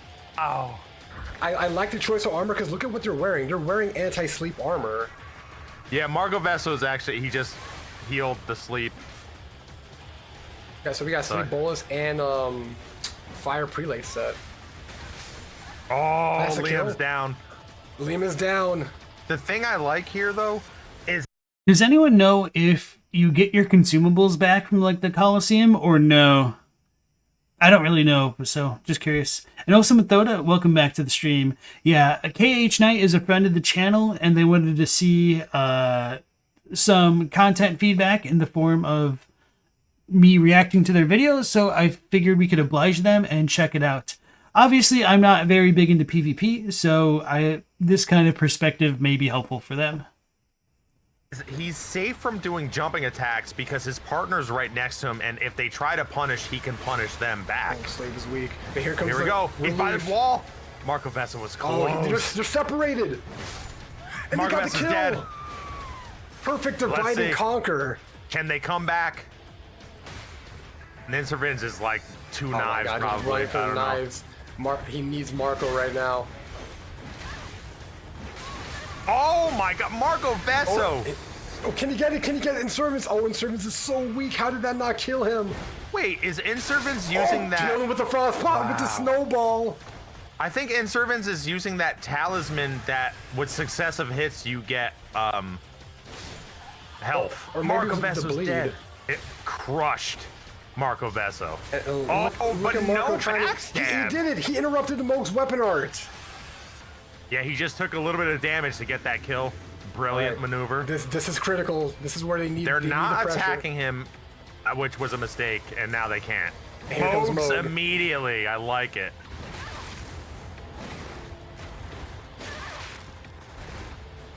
I mean, this is really high level right here. This is you're really just into it. I mean, there's so much going on. Crouch, poke, jump, L1. You're seeing just the top tier weapons up against each other. Like in terms of setups, we have dual great spears, we have dual straight swords, we have halberd and offstock. We got the fist, which is the new meta now. This is some crazy Oh, gameplay. the that we're roll seeing. catch. Inservin. They're gonna try to bring it back. It's 2-3, I think. 2-3. And now that they're ganking them, It's can they about get to him? be 3-3. There He's it down. is. 3-3 is the score. Another 3-3 tie. with arena advantage right now. Can they capitalize? 4-3, super close again. It causes instant Liam. That's a lot of rounds. Methoda said these commentators are very good. You can barely follow what's going on, but they have you engaged. Yeah, this is sports. Paul says the good thing is they can balance weapons in a way that only affects PvP without touching PvE. Yeah, so that's something that really surprised me with a lot of the patch notes for Elden Ring and just how receptive they've been to the community feedback in general. Chadwick says, this isn't a game that's made to do this fundamentally, so playing it as a fighting game requiring special balancing, which then has an effect on the rest of the game, you don't know. That's a really divisive opinion. I do have a video on the backlog here that talks about that kind of idea in general, and somebody was going to like address those kind of criticisms. Maybe we should watch that next, because especially since I don't focus on a lot of PvP, that it just seems kind of topical. And obviously, for anybody who's like come into the stream after the beginning, we've kind of stumbled upon some very unfortunate news that Charred Thermos's channel has been deleted. We don't know why. I'm not going to really make too many guesses, unfortunately, so we're going to have to just like make a little bit of a shift on the fly to find some extra content to fill that little bit of a time gap that I had originally planned out. So I'm thinking, I was originally thinking of doing the Cosmos video now, but maybe I'll pivot, and maybe this is a Gabri video. We'll see. He's down kind of low. Liam needs to heal. Doesn't get punished. That range. His health is low, and he's burning, and he's down. Marco Bessa. Oh, Liam's down. Let's see here. All right, so they're waiting to get back in the mix. Sleep Night Cost took a little bit of damage there. Oh, what a punish on Inservins for 700 damage. Without blocking, that's going to open you up to a pivot. That pivot can leave you wide open range. For eternity. Oh, Inservin, nice kill. 2-0 now, right? Oh my God, Liam. Yeah, Liam's in bad shape. Liam still can get 2 kills here. And there's one. That's one. That was huge. Now they have to get Marco. That if they end up winning this, that's the play of the match right there. Absolutely huge. See, I don't know why he's using that. Now Oh, he's dead. Oh, he's dead. No. He stayed too aggressive. If I was Marco, I would have started running back to my teammate as soon as he started spawning in. Now they're chasing Liam. He can't do Neil. He's staying behind the servant. See, if you got the perfume that gives you the bubble, this is your opportunity to get it in. And Servants is just chasing down Liam. He's not giving him a chance. And he's down. There's the roll catch. It's 3-2 now. Yeah, no, they are going at it, man. I mean, they'll reset to, drink something, but like... Oh, I like that running away and then the sudden turn into L1. Neil! Oh, it's interrupted! Oh, he slept! And dead! And Servants almost got the kill in his back. 3-3. It's tied right now. But someone's about to die. 4-3. Wait a second. But can Liam turn it around? He has to stay aggressive, I think. He has to attack Instruments now because there's 30 seconds. There's 30 seconds. He did get the punish. They have to attack Inservants right now. They are losing. This could be a win for Inservants. They are losing. I think that's it. Oh man, this was so close. Oh but my God. That looks like it's it, and now he's getting split in the dust. Flame Knight is down. There's no way. That's it. Combat. That is it. Honestly, that was really intense, especially like with that finish there.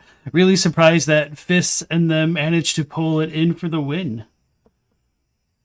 Scallies, what's up? You were making nachos, what'd you miss? Just kind of the end of the tournament there. Or maybe you got back in time to watch it. Chadwick's really glad that they're able to balance the games with the patches and you didn't know about them. Yeah, it's definitely a very pleasant and a very welcome surprise.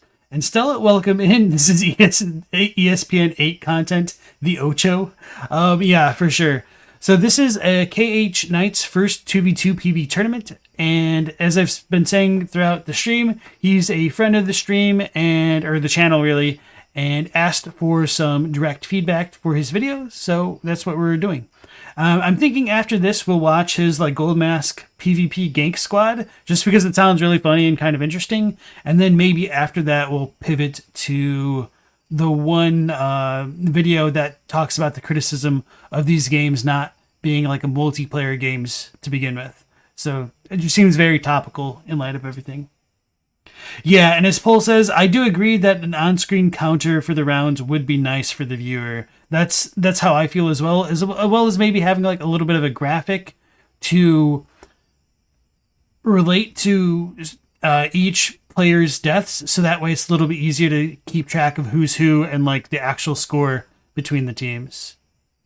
But of course, all that stuff has to come in with like the editing, and there is always the cost analysis reward or cost reward analysis to go along with that. And it might just be more work than it's worth. Who knows?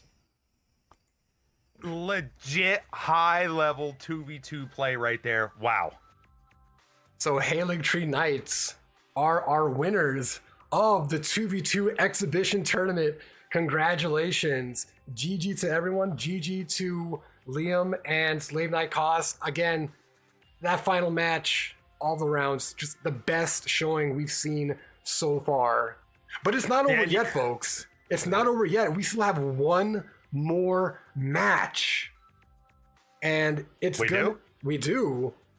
Yes, the winning team. I like the we do. All right. I'm gonna go ahead and like this video. I'm gonna go ahead and copy and paste it into chat as well. If you guys want to go ahead and give them a like and or a sub. As I've said before, khknight is part of the Roundtable Hold. They really are very active in the PvP community. They post like ads for tournaments all the time. I've incorporated them into my Discord as well. So that way, if you guys like want some more information about what they're doing to join their PvP tournaments and potentially get hold of some of those prize pools yourself, you can definitely follow them directly for more of that information. So I do think this is a good video. Definitely a lot higher production value than I would have expected for just a random PvP video, but really good overall. And just with a few more tweaks, I think it would be a lot more accessible to casuals and or people who don't even like play Elden Ring, perhaps. So if you wish we could watch a quick Dark Souls 1 to 3 roll gank compilation while you set up the next videos, maybe. Unfortunately, I don't have those ones queued. So going next, let's go ahead and look at another quick one from khknight with the ever brilliant gold mask gank. I'm very curious as to what combat skills the mask uses. Hi, Bobby. On count of 3. Oh, there we go. Ah, fire! Fire! Fire! Charge! Brothers, attack! Don't let him escape! He did. Don't let him He's so escape! dead. I'll admit there is a little bit more voice acting going along with the gold mask gank than I would have expected right off the bat.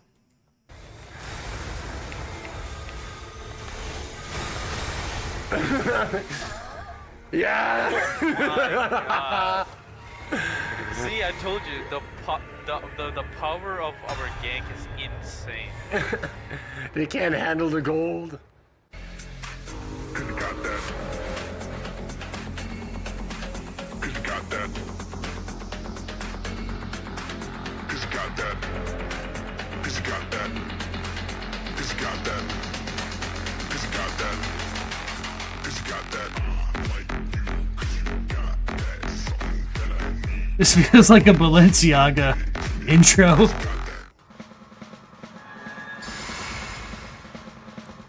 No! No, don't do it! No! No, don't do it!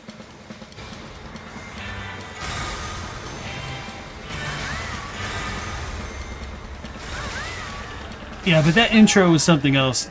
Definitely appreciate the effort for that one.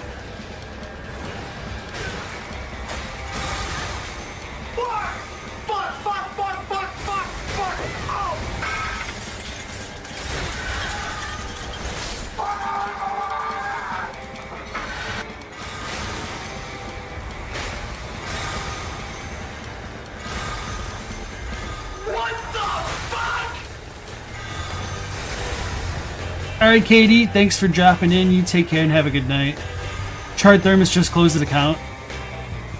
Frankman, was there like any post anywhere else about that? Or yeah, because we tried to go to his channel and it was completely gone, unfortunately. Balenciaga, yeah. Paul says, this is cool. Thematic ganks like these have been done since Dark Souls 1, so it's nice people are still doing them. Yeah, for sure. Can't be mad about a gank if you're too busy laughing, for sure. The gross incandescence. He didn't say anything. You were in the middle of watching his playlist. Oh man, that's rough. And also welcome into the stream. I don't remember if I've seen you before.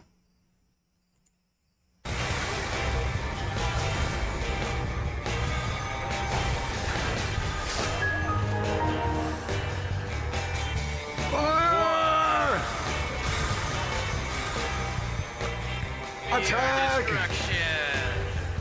He's trapped. He's totally trapped. Oh my god.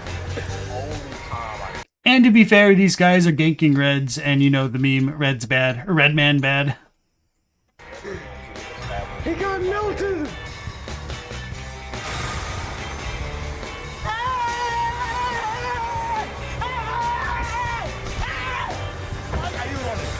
Honestly, this does really make me wish that there was like local voice activation so you could actually hear people gank. But oh man, that would be so toxic in like the grand scheme of things, but for stuff like this, it'd be absolutely hilarious.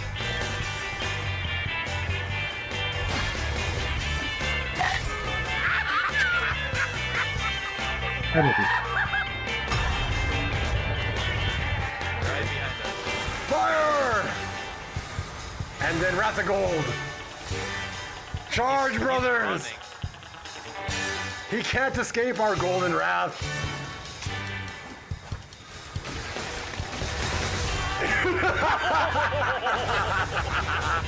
The power of gold.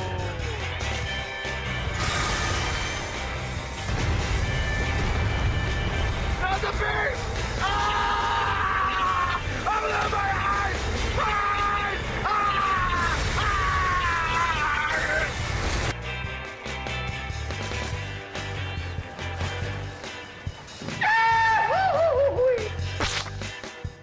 You will not escape our wrath!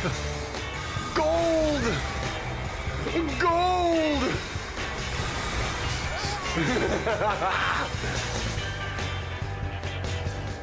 Too powerful. I'm coming! Let's go! Fill his ass with glitter, hurry! Just let it happen, let it take you!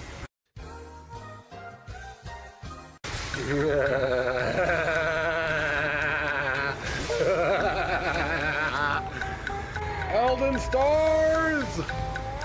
Fire! Boys. Wrath of gold!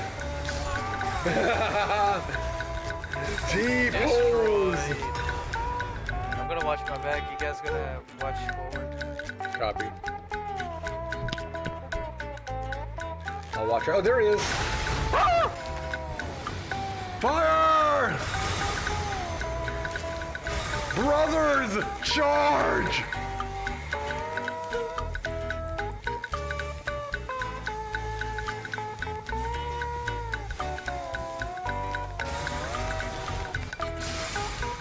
Rip their frame rates, man. It's a mage build! A dirty mage! This lamb! They have a Pillar Man kind of vibe. You're not wrong, now that you say You it. can't escape our wrath! T-pose!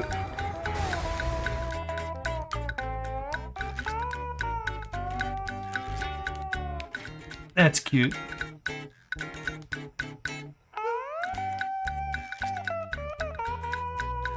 I do like that one of them has their body like fingerprinted.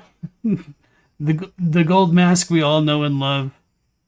Follower of the Frenzied Flame. They keep posing and one doesn't match the other two? Yeah.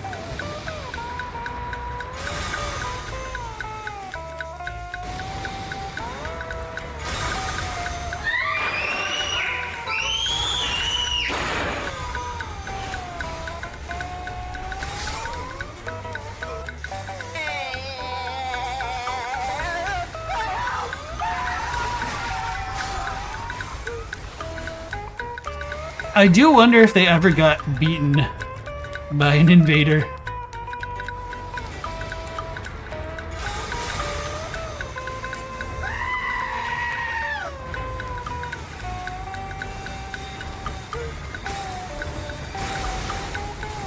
This is brutal though, wowzers.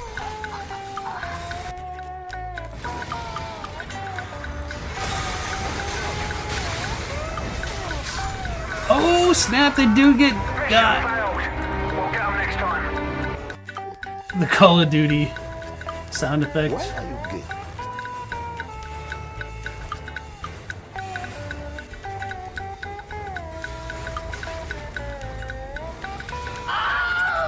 Somebody was mentioning the Wrath of Gold or Wrath of God invades from Dark Souls. There you go.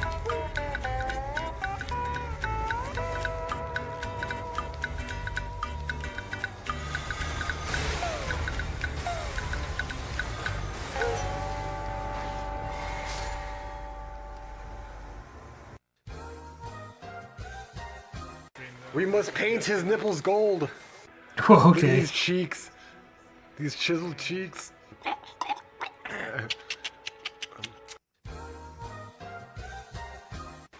Look at the stars, brother. Isn't it beautiful? Yeah, we're not getting invaded for some reason. Don't be. Wait, mission failed. We'll get him next time. Isn't that COD? I'm pretty sure that's not Battlefront 2. Distracted by the stars. You're right. Yeah, they're posing. Only the glintstone Are people you respect it. are you implying that you like stars? No. Don't you know what the stars are, brother? I just said. you it's siding glintstone stuff. No. with- Have you never I am seen loyal to the Queen America. I am Have loyal you to Queen never America. Are Have you you never seen- siding with Do you side? the Do you witch? Oh, side? No, I am loyal It to is the far- Queen. It is far worse than that, brother. It is not the witchery where the stars in the sky, they are the beasts. The falling star beasts. No. The Asphodel. No, I'm loyal to the Queen, goddammit. Yeah, I'm pretty sure it's I have Modern my Warfare eye on 2, you. Scalleasy. I am loyal. Either that one or Modern Warfare She's 1. blasphemous, but at least she holds back the beasts like Verdun.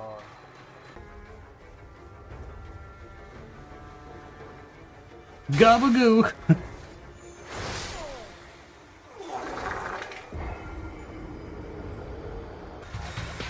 Oh my god.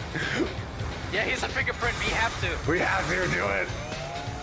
Aggressive. Attack! Yes! That's kind of brutal. Fingerprint down. Where's the other one?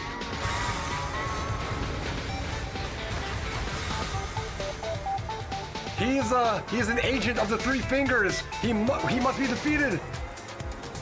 Don't let him escape. It'd be really funny if khknight was the one that got grabbed Brothers, in take my saying buff. that. Cinder, Golden Vow. No, Cinder did. Okay. Now we attack. Oh, brother.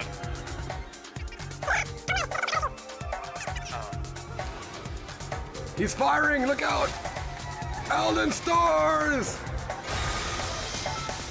You call that a laser? This is a laser. Face the power of gold.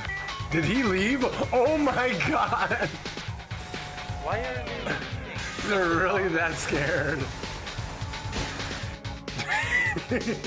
They sound like 10-year-olds playing in the backyard. You're not wrong. Oh god! How dare he! Radic! Get him, brothers! Don't let him escape! Attack! Moonveil detected. Copy, copy, copy. He's got me. He's got magic. Ow! Law of the causality, go!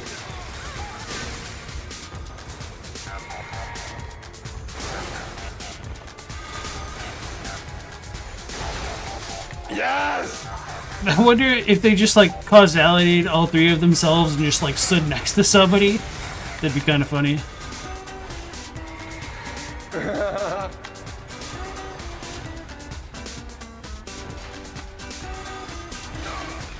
Radagon's Ring of Light! Count it down, James. Elden Stars. Oh crap, that's loud. Oh man. Go! Sorry, stream. Behold the wrath of gold! I gotta look up. Oh my the god! sky. Oh my god! It's like facing the Elden Beast all over again. Elden Stars! Go! Charge! That doesn't. Yeah, we have to engage. Don't let him run away. watching Elden Tree. T-pose! Over there. Not the smartest in this shit. Oh, he's running Yeah, away. he really isn't. He could have two-shot me right there. Fire! Wrath of Gold! Wrath of Gold Cinder! Where's your meta now, bitch? It's just VHS. Of course he is. As I said, do not aggress him. We have to be defensive. Our power is too strong. Oh my god! He's straight up. This is a victory, friends! Bask in your glory! We just made a meta return home. It would have been great if they like A can you dual force pose spear that. build with Bloodhound Step. Black Crystal out. Against 3 people who are shooting rings at him. Cinder, no! We lost a man! Hey everyone, thank you for making it to the end of the video. If you like what you saw and you want to support the channel, go ahead and hit the like button, as well as the subscribe and bell notification down below. The YouTube algorithm is really suppressing my content because of my 4-year absence from YouTube, so any amount of love you can give me would help me out greatly.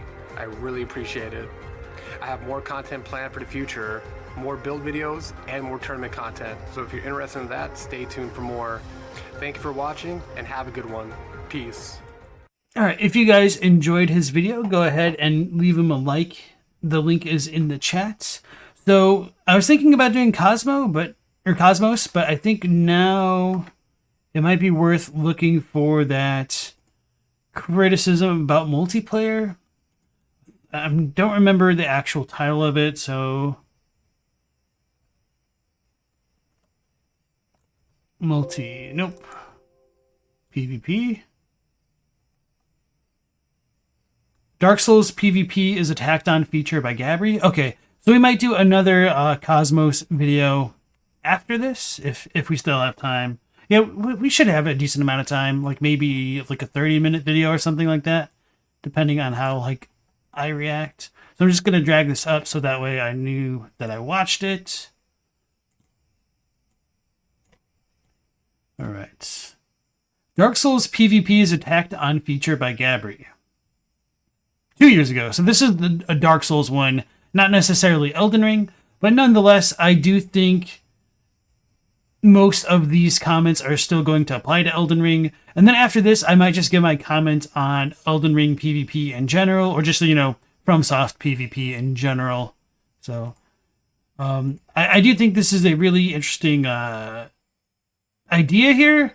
I am of the opinion that I feel like PvP is kind of tacked on, even though I know like Miyazaki and the story of having his car break down and more or less having a helpful invader get him out of that situation is kind of like one of the core features of like the Dark Souls interactions and stuff. But nonetheless, I do feel like it is a bit tacked on. So I am very curious to have Gabri challenge my preconceived notions here.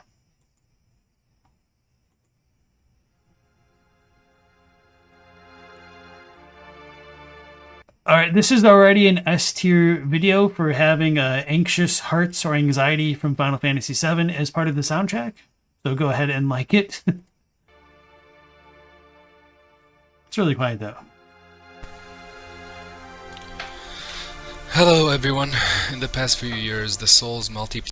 Alright, unfortunately, I cannot make it any louder. So it seems like this is the most I can do. Sorry guys. Player community has grown tremendously for many good reasons. However, we need to buckle up for what's to come from Elden Ring. You see, Elden Ring is the most anticipated game, is one of the most anticipated video games to date. It also has one of the most well-known book writers helping with it. What that means is that the player base for Elden Ring will be on a completely different scale. One of the main core identities of Souls games is the unique multiplayer. However, there are very common misconceptions that portray it as a tacked-on feature, an add-on that was thought of at the last minute. As such, no one should play it. Instead, they should play a real multiplayer video game.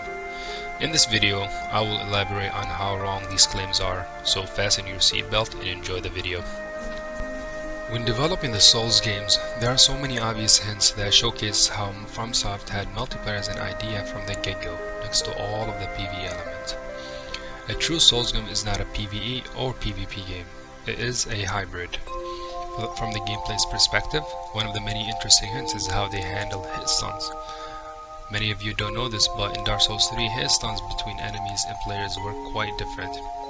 For player characters hitting each other, attacks can do 2-hit combos most of the time.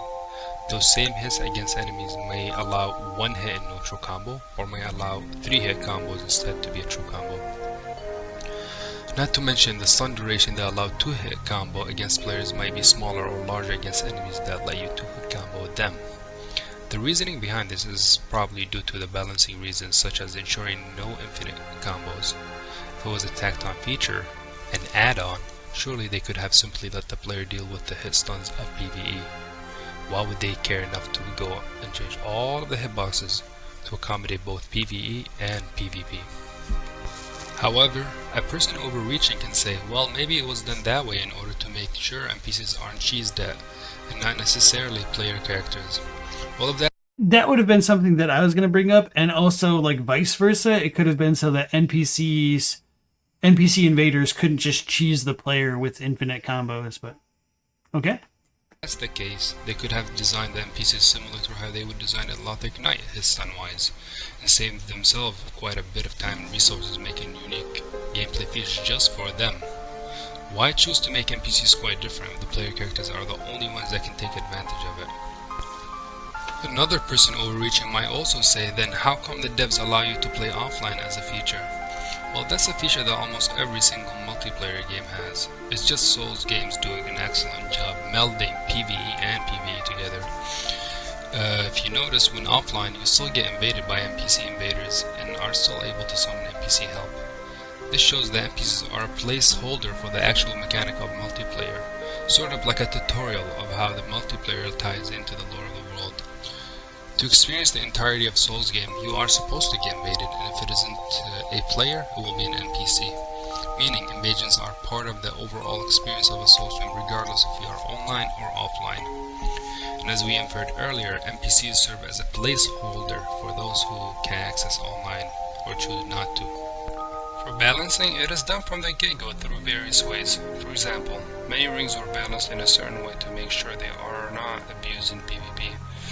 Like the ring of seal protection, the increase in defense scales far better for PvE than it is for PvP. How about those covenants? Many of them are made to incorporate some form of reward for doing some aspect of multiplayer, like helping your friend defeat a boss, and some others reward an invader for defeating a host. Some even let you become the boss, and like I mentioned before, if you are offline, the placeholder NPCs take over to be the bosses instead. As you see again, the idea of being invaded is part of the whole experience. From the lore's perspective, if we compare the only modern FromSoft PvE focused game to all of the other Souls games, we can notice many clear differences in how FromSoft approached them. In the PvE side of Sekiro, the main character has a name, history, personality, and connections that define who he is. However, in Souls games, the main character is another nameless undead, Ashen One, or Hunter, just like other nameless undead, Ashen Ones, or Hunters, meaning players. You are all going on a certain pilgrimage or journey. On your journey, you might get help from Solera of Astora, who serve as a way to introduce co-oping, or might get invaded by Kirk to serve as a way to introduce invasion. An example of an add-on multiplayer is something like Neo 1 PvP. There, it was literally added months after the game was released. It was likely not intended as it wasn't released with the game from the get-go, but due to demand, they decided to add it. Unlike Souls PvP, it is not seamlessly integrated to the game's world, as you have to go to specific menus to reach it. Most importantly, it was extremely unbalanced. Which makes sense, because unlike Souls games, they never tweaked anything that might be okay for PvE and broken for PvP. Has anyone played the PvP for Neo? Can you just like corroborate your experiences with this? And if not, that's fine. I'm just curious if we do have people that are more familiar with that. Scaleezy says they don't really care for PvP, but they like it when invading and helping is part of the PvE experience, like Vari and Millicent's quests. Yeah, I can appreciate that. I do especially like the effort that they used for the NPC invaders in Dark Souls 2's DLC. Maldron the Assassin is hilarious to me. The guy who invades you in Ilium Lois is top tier with the fact that he uses Chameleon to like blend into the surroundings as like a barrel. Absolutely hilarious to see a computer NPC barrel coming at you up some steps and just backstabs you if you're not paying attention. Pole says they think saying PvP overall was tacked on applied more to Dark Souls, but it went through more serious design in Elden Ring, which now makes it impossible to invade a host that has no phantoms. It is now strictly against a host and phantoms. Neo PvP is fabulous. I'm assuming that's or Fabble Plus. I'm assuming that's like sarcasm, or I don't know. It's not PvP. It isn't a fighting game like this. It's all co-op, but the functionality is slick as hell. Okay, interesting. You didn't know it had PvP? You only knew about the NPC enemy bloodstains? Okay. And Scalaweezy says, you think like Covenants give greater depth to NPC interactions and quests, or just like PvP?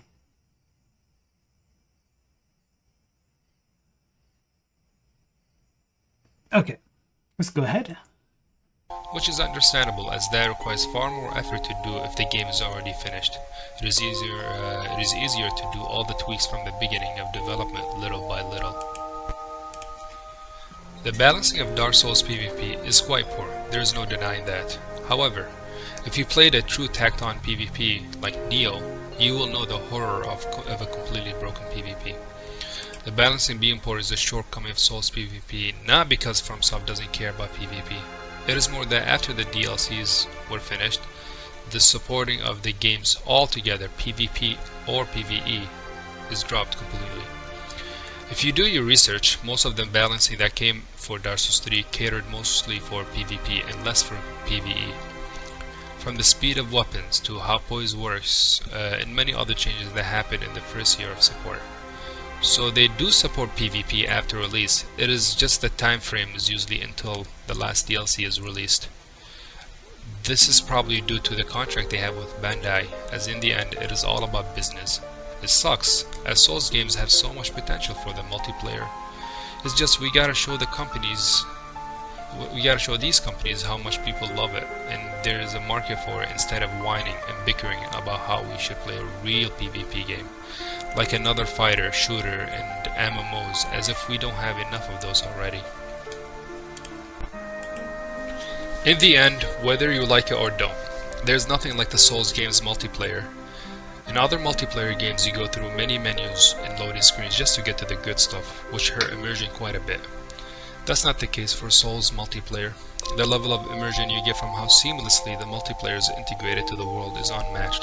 The thrill of being invaded or invading players' playthrough is a thrilling that no other game can give.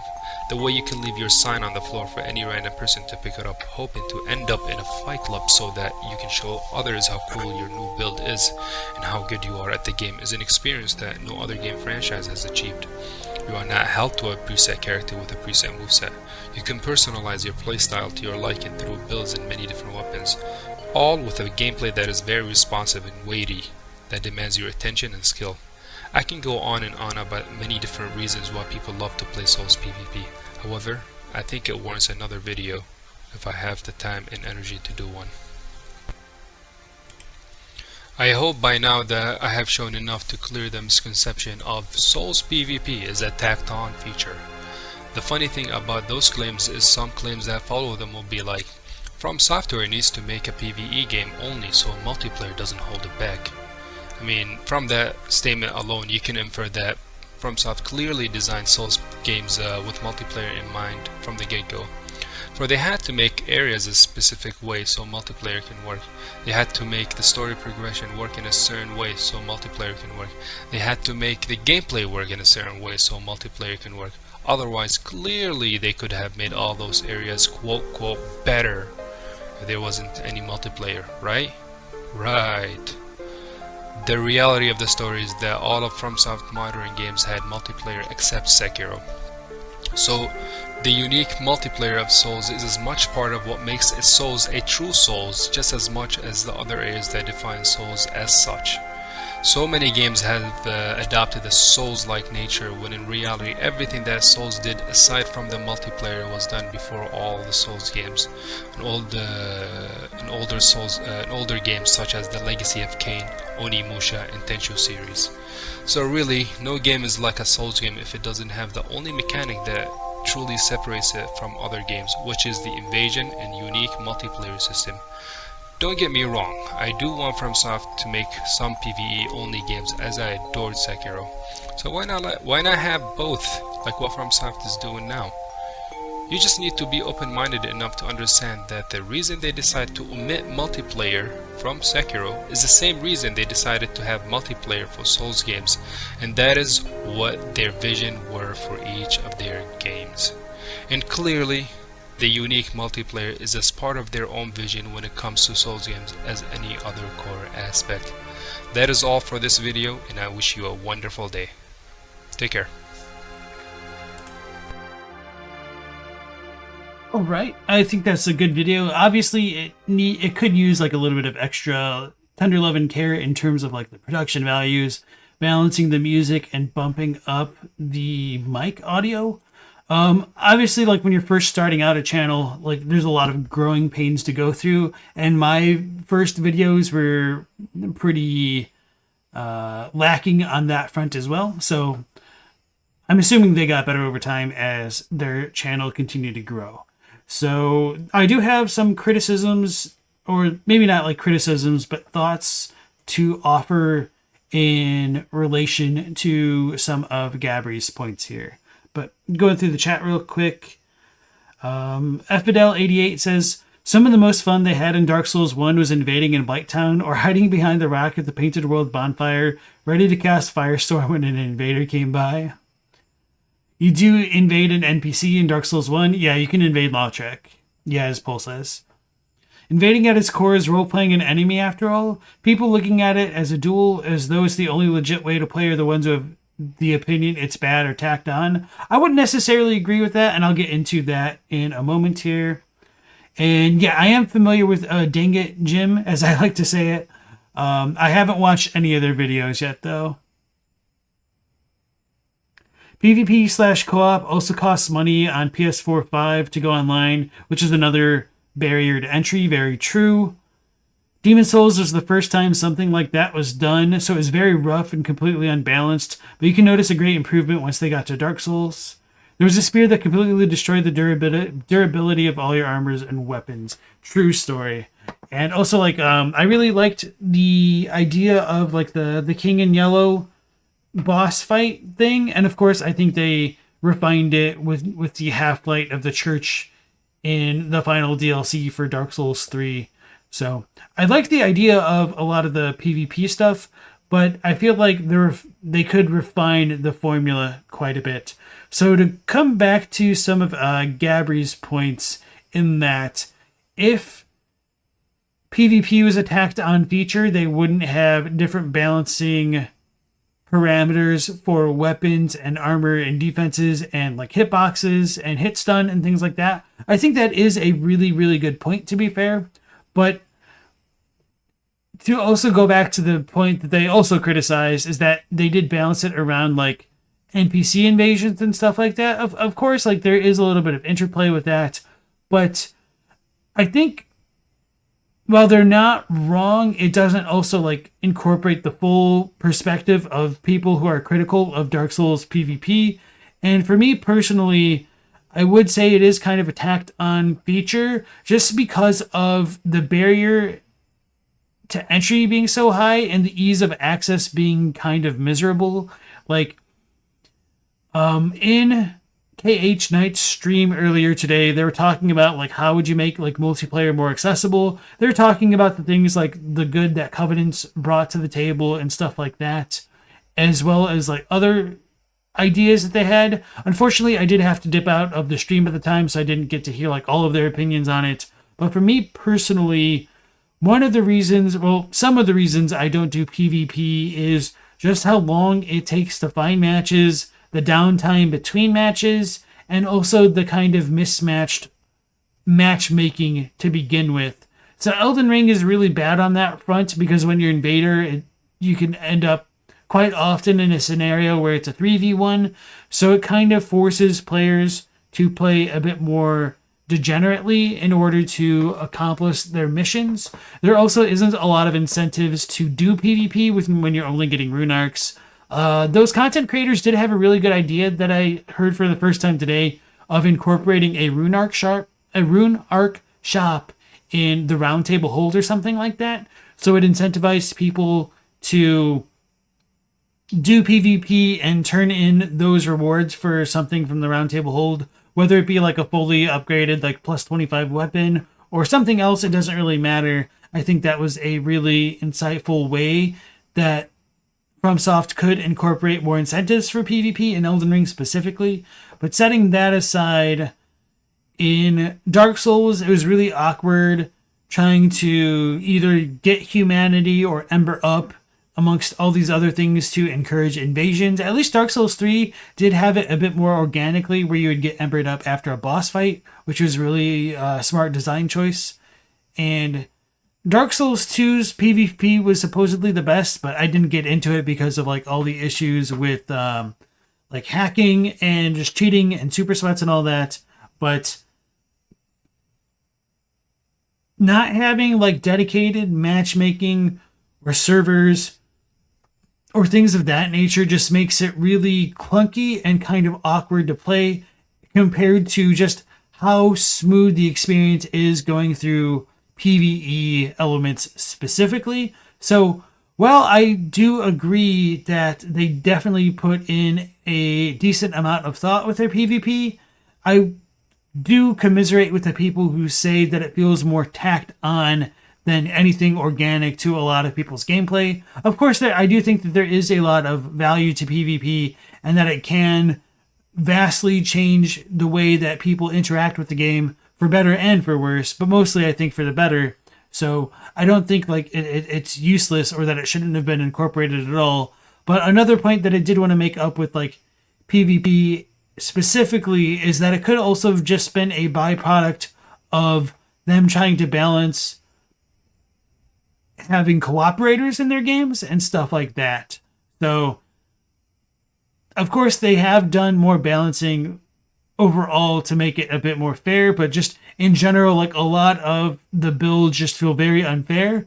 So, the people who do PvP consistently tend to be the people who sweat at the game, and because they sweat so hard, I really feel like it pushes out a lot of people from wanting to do PvP themselves. And I don't think there's a really good middle ground for people to get their feet wet and slowly ease into doing PvP for themselves. It's really sink or swim, I feel, for most players. So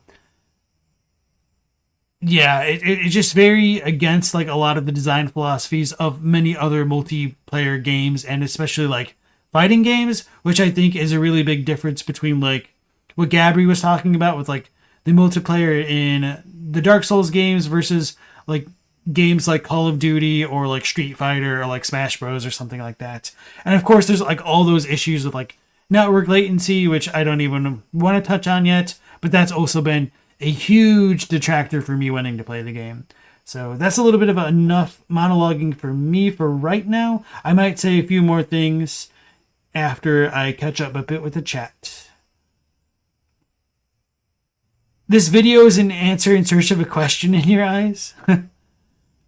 No, I don't necessarily feel that way because obviously Gabri has a lot of involvement in the PvP community. You might not be too familiar with them as a content creator, which, you know, is fine.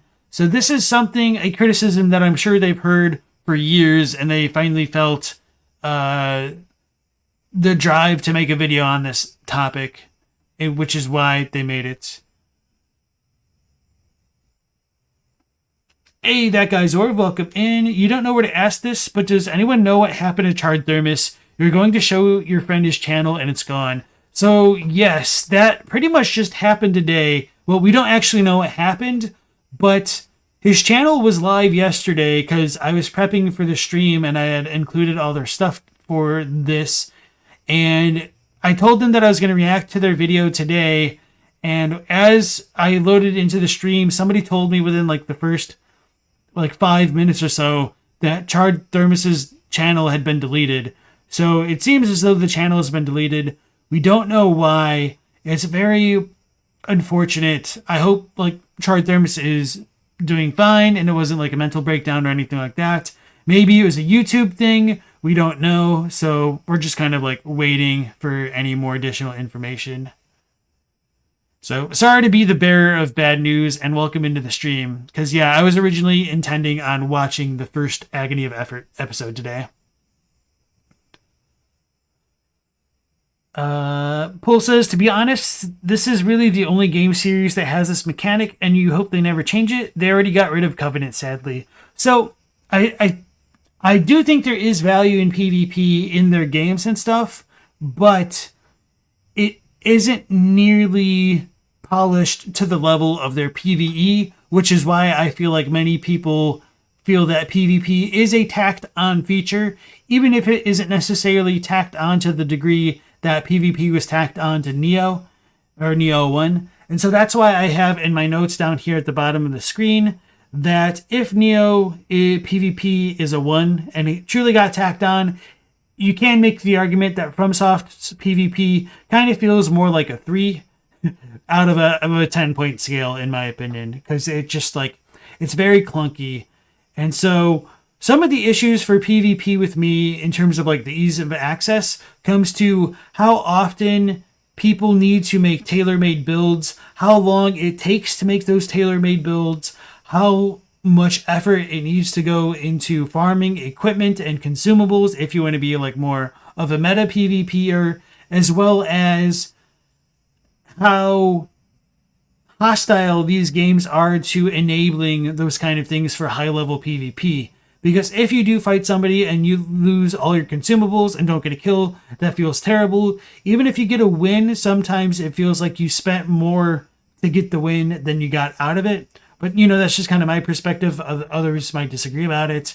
The other thing is, since there is no like robust save system in the game, it tends to lead people who are super sweaty into PvP into abusing save states, which I don't have a problem with because I feel like the save systems in these games are garbage and they should get with the times anyway. But anyway, that's why we have people who like downgrade their Elden Ring to go to patch 1.0 to buy like 100 golem arrows, then update their game and then like make a save of it so that way they could use their golem arrows for their build, you know? So that's why I feel like PvP in these games is really tacked on, just because the games are so anti-PvP in many ways, anti-fun, especially if you like want to respec. There was no respecking in Dark Souls 1. They did add it for Dark Souls 2. They took it away for Bloodborne. They brought it back in Dark Souls 3. And they still have it as a limited resource in Elden Ring. And I have no idea why. So obviously you can get more if you do New Game Plus cycles, but then you're like, your PvP builds are limited to PvE circumstances, which is just kind of like garbage in my opinion, you know? So Scowleezy says it's too stressful for you to do PvP. As soon as you got invaded, it would put you in a bad mood. Yeah. All right, Stir Quillinus, thanks for dropping in. You have a good night. Tim Healy says invasions in Elden Ring feel great because you can have an unfair build, but it will always be 1v2. Hey Chadwick, is this a big long conversation? Kind of, yeah. So yeah, we've been watching some of those PvP videos. We watched Gabri's, so here we go now. Alright. Enjoy your crypt. You have a good night. Yeah, I was really interested to see what other symbolism he would bring to Bloodborne, because I'm not too familiar with that stuff. So I do think it is quite a big loss, even if I would have had like many disagreements about like the lore and or his presentation. So kind of disappointed. Effidel says, have you ever watched Illusory Walls content? You don't think it would make for good streaming because they're mostly dry info without opinions, but they're definitely good viewing. Yeah, excuse me. I watched a couple of their videos. I haven't. There's like a lot of cut content stuff, or just like maybe not cut content, but like hidden content stuff that I haven't really delved into, maybe as much as I should. But I've seen a video here or there, just not like a ton. Poll says, it takes a special kind of person to really enjoy PvP. For example, spending 40 minutes on a single invasion trying to kill a host and his 2 phantoms. Yeah, I saw like a bit of a stream of, I think like Saint Riot or Oro, and they were just like using the jar cannon to just like troll the absolute hell out of 2 people in the sewers because they weren't like interacting with the invader and just trying to run away, and it annoyed him, so he just tried to annoy them for annoying him, and it was just extremely degenerate. And that's partially like why I'm not a big fan of like watching a lot of PvP stuff, because it's very feast or famine, where the feasting is very, very quick and short, and the famines can feel really long and drawn out. So that's another reason why I'm not too deep into the PvP stuff.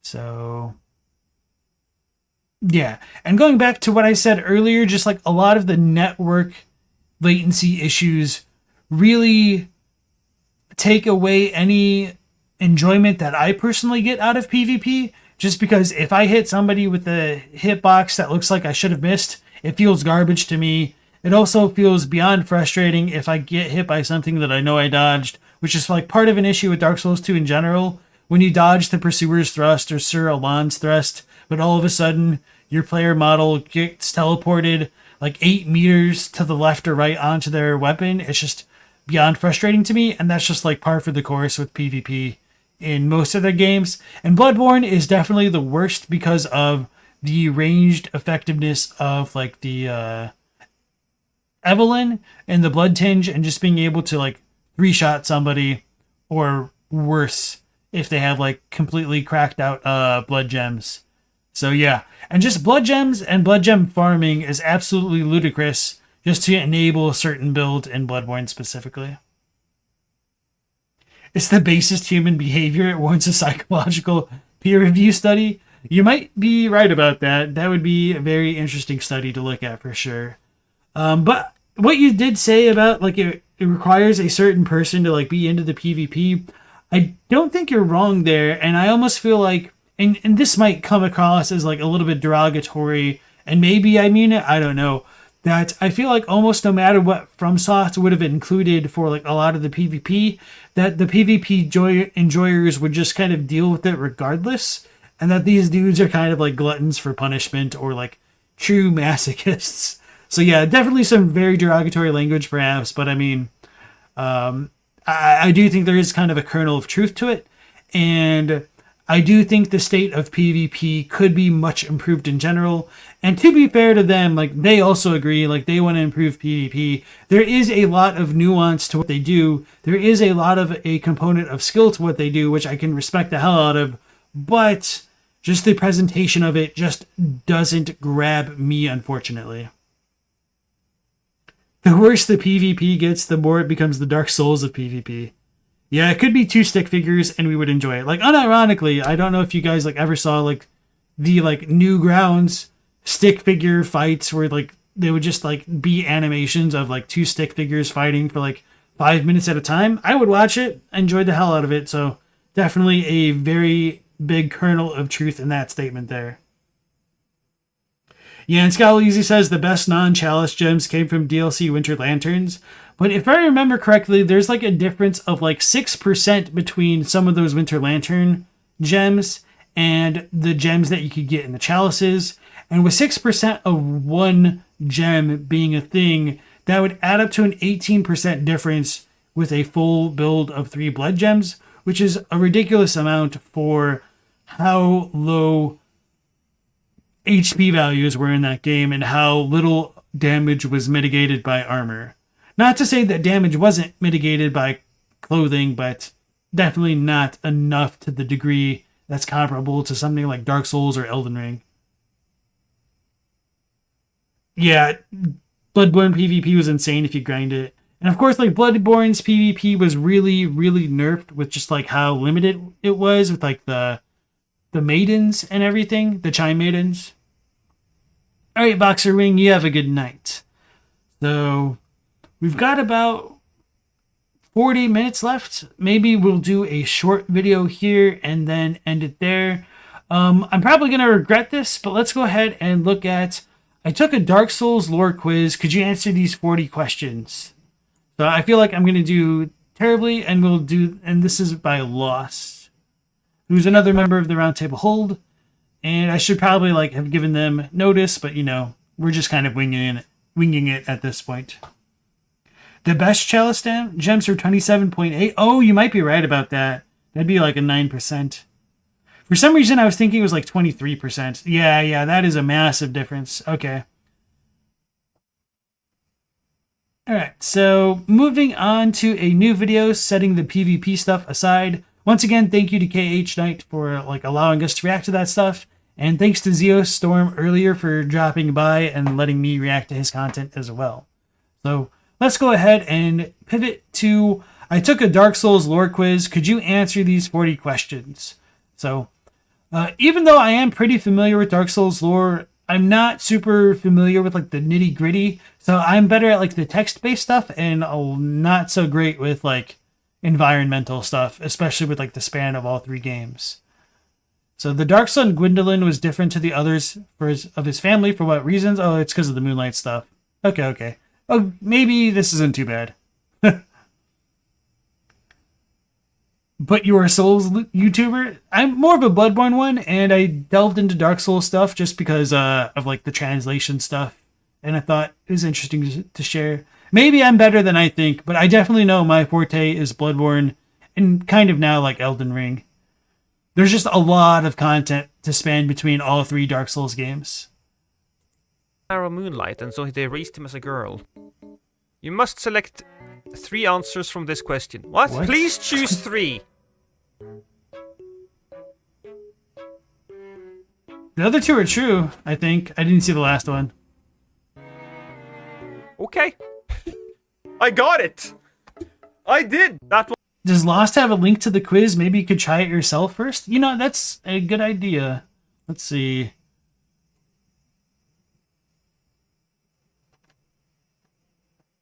I don't think so. Looks like no. But we could like look at what it says here. If the thing goes away. Let's move this over here. Oh no, because the video is paused. Duh. He had the power of moonlight, and so they raised him as a girl. You must select 3 answers from this question. What? It's Please probably choose searchable. 3. Yeah, I might need to do that.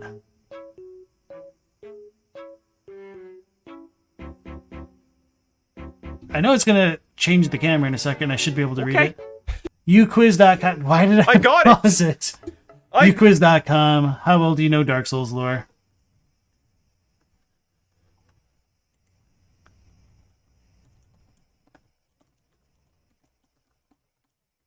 Now we're gonna get all of our cookies tracked.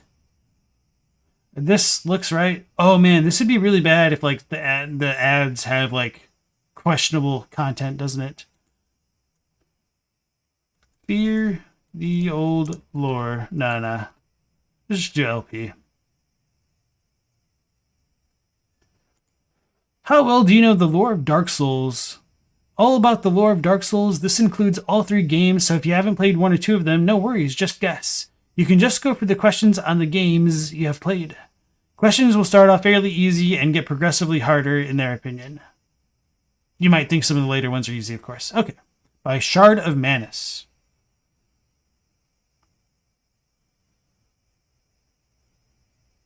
If you go full screen and hit Control and scroll back on your mouse, you can shrink the title bar. Oh, okay, that'd be smart.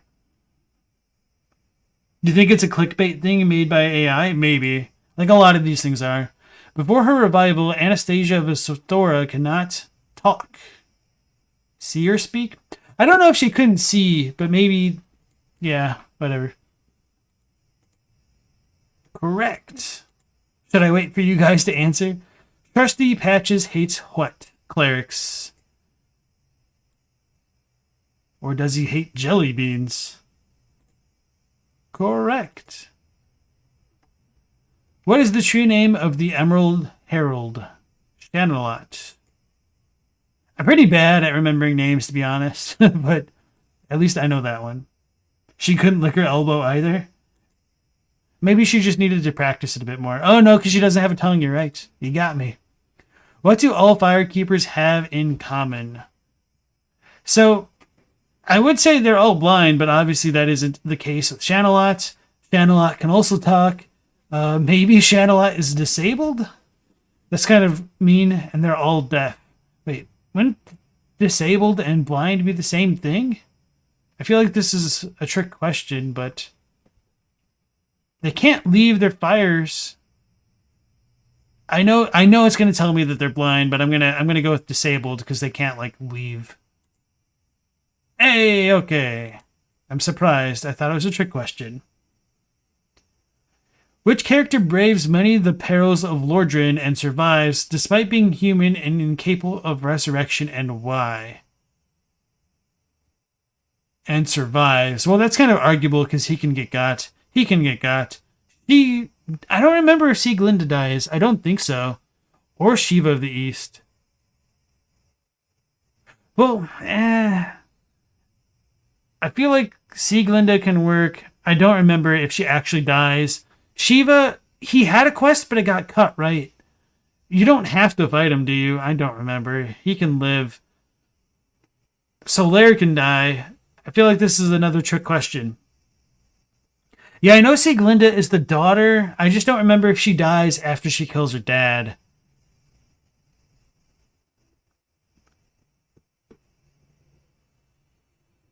Although I guess she's supposed to be human and everybody else is undead.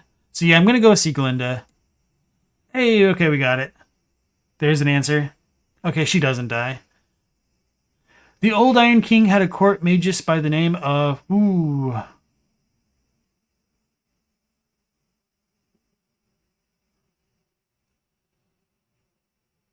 It's probably Egil, because I mean, Engi is the dude in the swamp in DS1. Karthus is the place in Dark Souls 3, unless... But I mean, that's like associated with Volnir. Ven is the kingdom he took over. Egil, I don't remember, and Salaman was the apprentice of Quelana. So I'm going to go with Egil, but I wouldn't be surprised if it's Ven and I screw this one up. Okay, Egil's Rest is the bonfire. Okay, that makes sense. But I don't remember if anything says he was the court magus. Okay, sweet. Ilium Lois is a city within which province? Ooh, that's pretty tough, actually. I don't believe it's Kareem. I don't believe Ferosa. I don't believe Ven or Alkin. So Lindelt... That shouldn't work because Lindelt is the place that they went to after Yor screwed up messing with Sin. Was it Ven? But no, I don't know. This is actually really tough. I don't know. I feel like Alkin or Ven is probably the answer because Ferosa is with the old... Wait, no, it's Ferosa, isn't it? Because the Ferosa... Yeah, no, he left Ferosa. But I don't think it's actually in the province.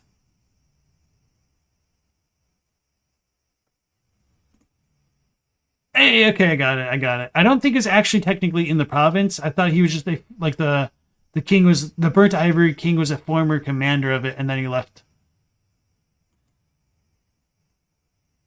Elden Enthusiast says no, but the stream delay doesn't allow me to know what he's saying no to. Which god is strongly associated with the painted world? Belka.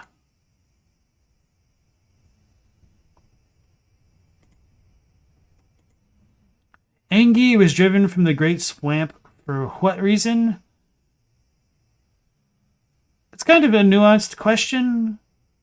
I think technically it would be creating the heretical poison pyromancies, or at least one of them. But it could be having been infected by the blight pus and the fear of spreading it. No, that doesn't sound right. I think if they went like the more textbook answer, it'd be creating heretical poison pyromancies. Okay.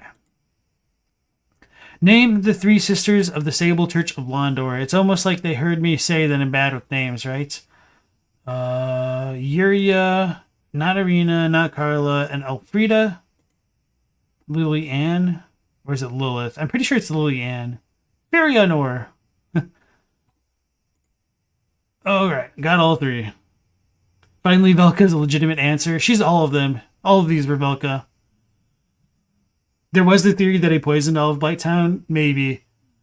With whom did Guinevere, Princess of Sunlight, depart Anor Londo? I appreciate the proper usage of whom here, and the answer is the Flame God Flan. Flame God Flynn, her father Gwyn. Oh, that's a really good trick question. She was still there when the Chosen Undead arrived. Yeah, because if people didn't read the item descriptions or, like, discover that she was an illusion, I could totally see a lot of people getting tricked by that one. This is a good one.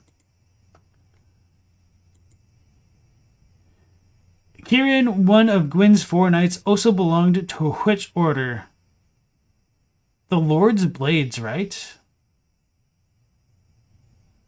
I could see arguments for the Way of Light. She certainly was not a Sunbro, or technically the Abyss Watcher. The Princess's Guard wasn't really a thing, so I'm going to go with the Lord's Blades, because I'm pretty confident that's what they're called in the rings and stuff. Alright. Big Hat Logan was a famed sorcerer from which academy? Vinheim, the Dragon School. Although, Vinheim School of Sorcery. I wonder, like, there shouldn't be a distinction. I'm trying to remember if they actually, like, titled them differently in the different games.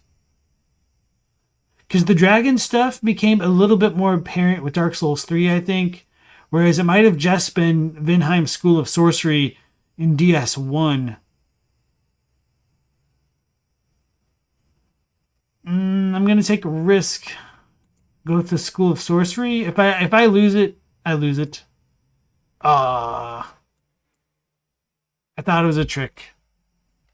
Which Eastern warrior pledged servitude to the old Iron King, Sir Alan Nobunaga Oda? Arstor of Cream. Oh, like a little bit of a translation note. I'm pretty sure Arstor is supposed to be like Ulster. Like the Gaelic name, the Irish name. I'll type it into chat. Ulster. You'd think it'd be Dragon School because of Griggs. Yeah, I was pretty sure it was Dragon School, but I didn't remember if they actually called it the Dragon School in Dark Souls 1. Because I do remember it being a little bit more explicit with 3. Like, it's a fair one to get wrong. The demons were born of chaos due to which catastrophic event? The Witch of Izalith attempting to recreate the first flame. That one's pretty easy. The Dark Sun Gwendolyn. Oh, we know it's all 3. We cheated. What assaulted the land of Astora? Definitely the Evil Eye. The Arkdrake sect originated from which region? Well, yeah. I would have said Lindelt, so I guess they could have technically got me with Sholva. Lord Gwyn had an uncle. It was old Father Loloid. I always forget about, like, McLoif, to be honest. He's another dude who appears on, like, the coins. Who brought about the ruin of Ulasil? We did. The inhabitants themselves, deceived by the primordial serpent Koth. Yep. Lord Aldia was what to King Vendrick? Technically his older brother. I feel like this should be like one of the multiple answer questions. Who keeps the Martians under wraps? Bugs Bunny. I don't know. Who is it, Epidel? The Witch of Izalith had how many daughters? Ooh, that's a good one. My initial guess was 8. I'm trying to remember just how many we see. Oh, it probably doesn't include the intro cutscene, or maybe it does. So I'm thinking 1, 2, 3. It's either like 5 or 6, but I feel like... No, I'm going to go with 6. But if they pick 3, I'm not going to be surprised. Is there like a back button? I guess not. Oh well. That's a Simpsons reference? Okay. It is said that Lothric was persuaded to forego the linking of the first flame by a scholar. It's definitely... Wait, what? Who was the scholar? It should have been Aldia. This question is wrong. But I guess the closest answer would have been the Crystal Sage.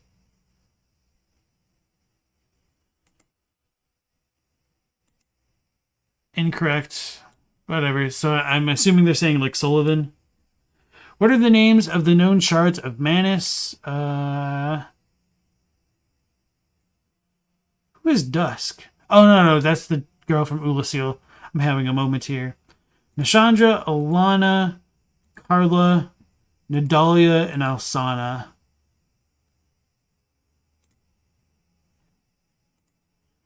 From where did Pontiff Sullivan originate? The Painted World. Not a trick question about Ariandel versus what's the other one called?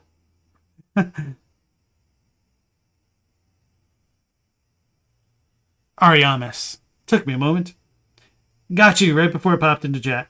Is Aldia actually confirmed to be the scholar from Dark Souls 3? In my opinion, yes. It's a little bit clearer in Japanese because Soul Geyser is Aldia's spell. The idea that he was the first scholar is a little bit easier to parse together because it's not like the first of the scholars. It's more like the first scholar or something like that.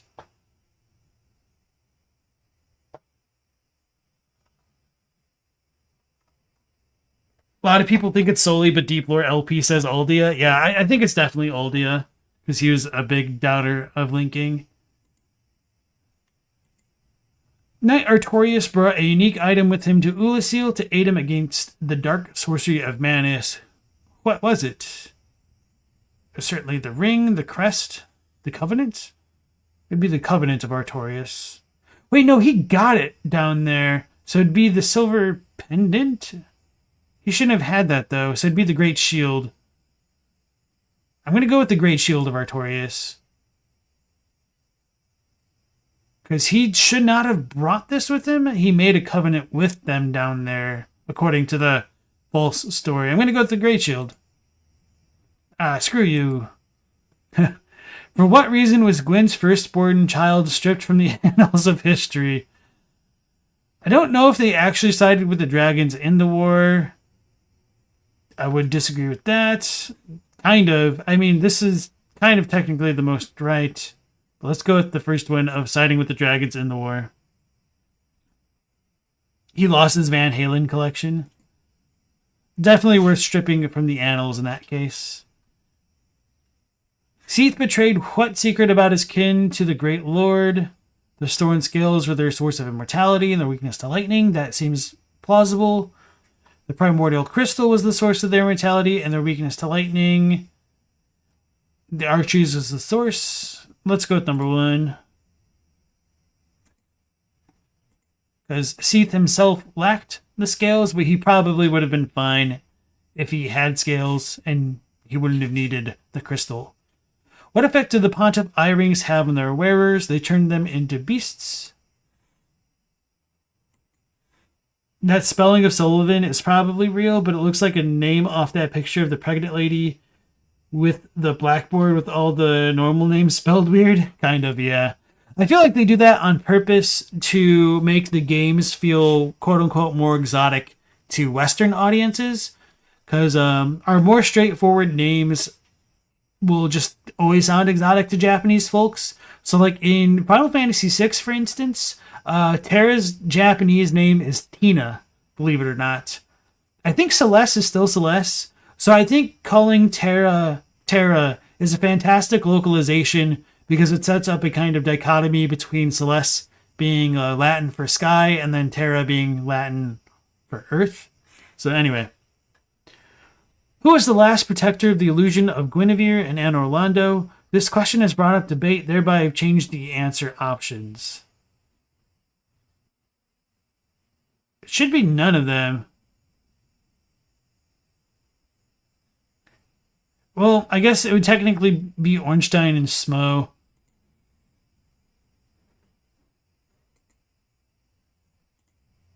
Who carried a small doll with them before being transported into a cold, lonely world? So it should have been Priscilla, because Sully came out of it and he didn't need it. Kirk, Knight of Thorns, was in servitude of which individual? Ooh, this is a tricky one. We have the Fair Lady, okay, and no Rosaria, so that narrows it down. Annalise, Queen of the Vile Bloods. Who is the woman found in the undead settlement that drives Grey Rat to risk his life scavenging items around Lothric? It's definitely Loretta the Albinoric. I mean, the not Albinoric.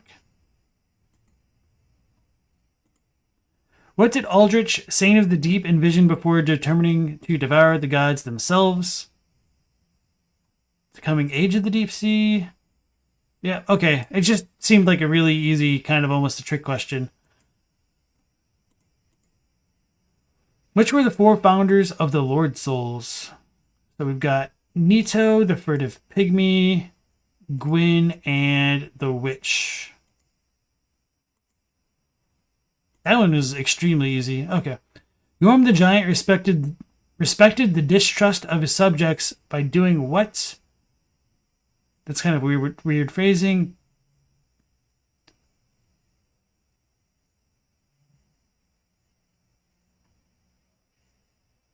I guess it has to be that, really.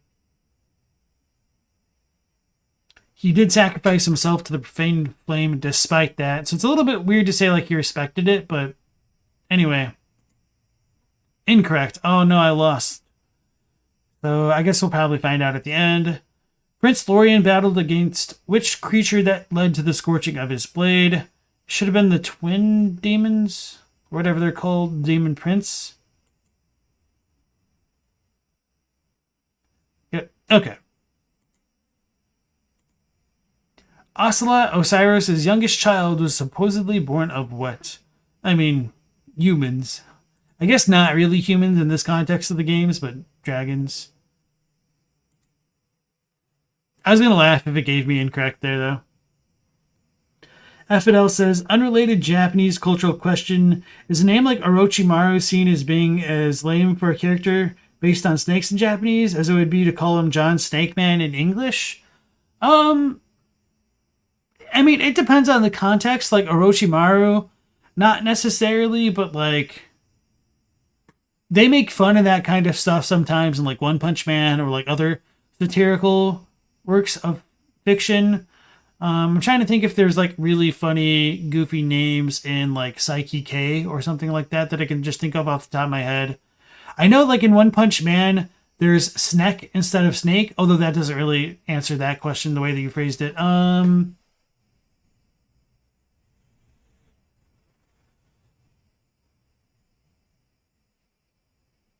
There's definitely corny names. Oh yeah, you know, One Punch Man. So like Dote, the Child Emperor, the 2 characters for Child Emperor can also sound like the word for virgin. And so, yeah, like some certain names can sound like that. So sometimes like it can stem from like a play on words. And also like keep in mind like shonen anime is just like very kind of cringe in general, but people just kind of accept it for what it is. And it's kind of like how English voice actors can sound cringe to native English speakers because they know what it's supposed to sound like. And that's just kind of like also what it sounds like to Japanese people when they watch like anime, that they know that it's also like dressed up. So it doesn't sound like supernatural. Demon Prince is your favorite boss fight in the series along with the Soul of Cinder? Demon Prince is interesting. I really do like how they can share like different movesets depending on which one gets killed. And yeah, I think Gale or what's her name, Frida, is probably my favorite, even though like the Frida fight is a real pain in the ass. Anime is cringe by the guy who translates video games on YouTube. Yeah, so you should just take it from me as an authority on the subject, right? I mean, not all of it is cringe, especially, but like, yeah, like Light Yagami, maybe that's a good example. Like his, I don't know, it's just kind of weird. But I mean, that's not entirely uncommon to have like exotic names. But I'm trying to think.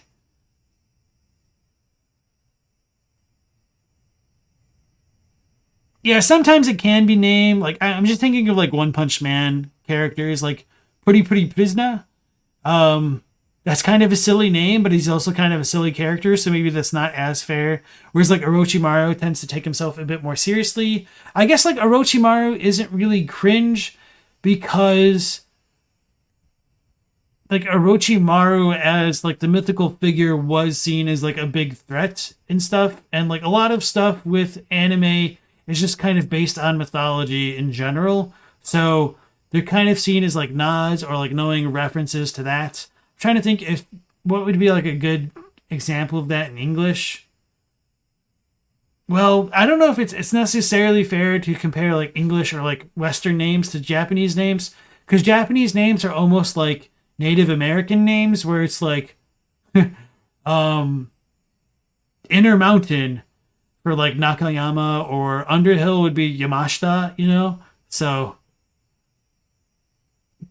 Rurouni Kenshin is like Sword Heart, so yeah, it can kind of sound a bit lame perhaps, but it's just kind of like part of the territory, you know? 50 Shades of Cringe. All the names from Dragon Ball. Yeah, like Dragon Ball, like, I mean, those are also exotic names, but like calling Bulma Bloomer, like based off of like literal underwear. You don't mean exotic names, but more names that are way too on the nose. Given Orochi just means snake and Maru is a common suffix. No, that's different. So like Orochimaru is actually like a mythological creature. So I'm not trying to get the should be have the disambiguated version. Of course. So he was the antagonist of the Japanese folklore tale, The Tale of Gallant Jiraiya. So yeah, Naruto is definitely heavily based off of like mythology and history. So like Sasuke, the name Sasuke is like the name of the most famous ninja in Japanese history. So okay, here we go. He was once named Yashogoro and was one of Jiraiya's followers, but was overtaken by serpent magic. He changed his name to Orochimaru. He poisoned Jiraiya and Tsunade, the Slug Princess, blah, blah, blah. So, yeah. Obviously, this might not be the best example for your question, but yeah, I don't know. But, oh yeah, what was it? I was going to say, like, going beyond that, there is the whole stuff with, like a lot of Japanese names are kind of like that in general. I'm really bad at like understanding the kanji of names. So let's do like Hidetaka Miyazaki as an example, and we can just like break down his name. I don't know the kanji for it off the top of my head. Oh, this is really small. So do I have my thing enabled right now? Okay, so this is Miyazaki, and this should be Hidetaka. So like Taka is high, and Hide, I'm pretty sure it's like glorious, but I'm pretty bad. Let's check this out. England. So, it's the A character. So yeah, it can mean like glory in a sense, like Ace. So Miyazaki's name is essentially like hero great, glorious great. Like that sounds really awkward, but like yeah, let's see if they have other.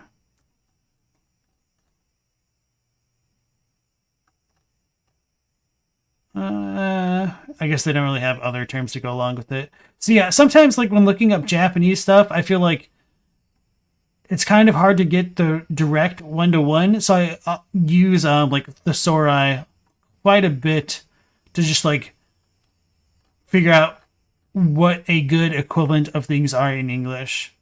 So anyway, some of the names are just kind of like that. Or like, you know, very famous, like just normal names like Sakura is based off of a flower.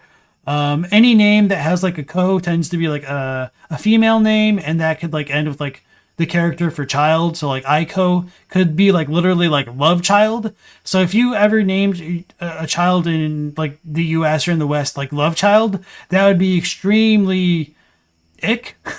Whereas that's just kind of like par for the course in Japan. So it's not quite the same level in general, I feel, with like how receptive they are to names compared to like the West, if that makes sense. Estella says, it's pretty common for myths to have names be literal to function in the story or what being they are. Deianira means man destroyer, and she's the wife that unintentionally killed Heracles. And yeah, that's a good point as well. Like a lot of names in like the West are disambiguated from their origins. So I certainly don't know like a lot of like the etymology of like the Scandinavian names and stuff, but like for Odin, we have like Wotan and stuff, and his horse is commonly known as Sleipnir. However, that was actually the name of, I think, one of his weapons or whatnot. But setting that aside, Yggdrasil, the term used for like the big world tree, actually just like literally breaks down to Odin's horse, etymologically speaking, from what I know. So there is a bit more deep stuff to go with it, because Ygr, I think, can mean like horse, and it can also mean gallows. And so Odin, who hung himself on the Yggdrasil, did that so he could die, sort of, and sacrifice himself to gain the power of runes and knowledge and all that. So he rode the horse, aka his gallows, to his own death. And so there's like a very rich history of that. So maybe that's like not a super relevant example, but let's just think of like a random English name. So let's just do like Richard etymology.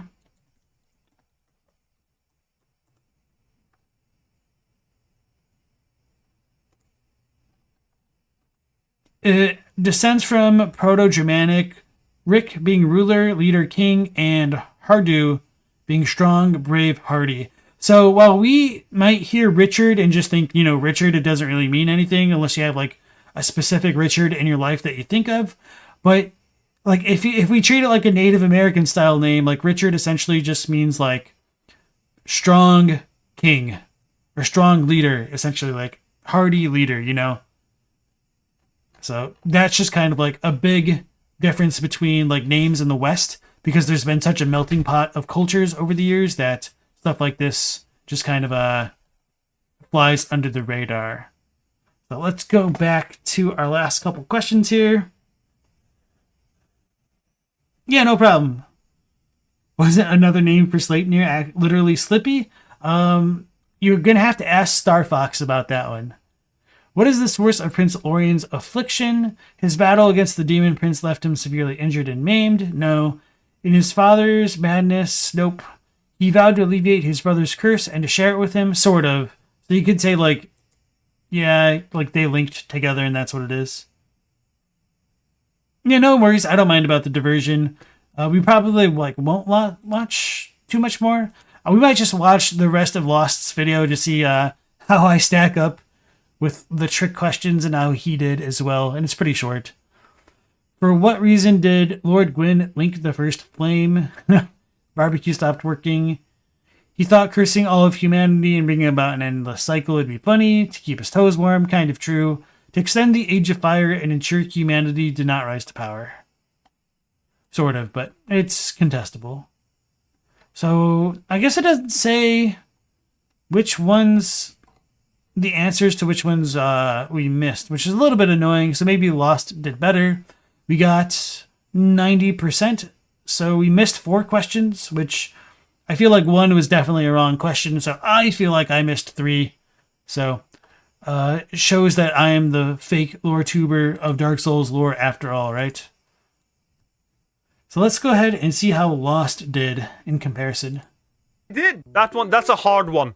So we're doing a quiz here right now about how well do I know the Dark Souls lore. And there are 40 questions, quite frankly, and if I get them right, somebody's gonna donate 4k bits, which I believe is $40. So, question 1. Before her revival, Anastasia Vestora could not hear or smell, lick her elbow, touch her toes, see or speak. She didn't have a tongue, so she probably could not lick her elbow. Depends on how much of her tongue was removed, but you know what? There you go. Incorrect. What? Did we do different quizzes? Speak. That's oh no, not... I guess that was an answer. I take offense to that. I think I just skipped over it, so I just kind of won by default. I just didn't look at all the answers. Alright, I'm doing better than Lost so far. You can't lick your elbow if you have no tongue! He hates clerics. That was right.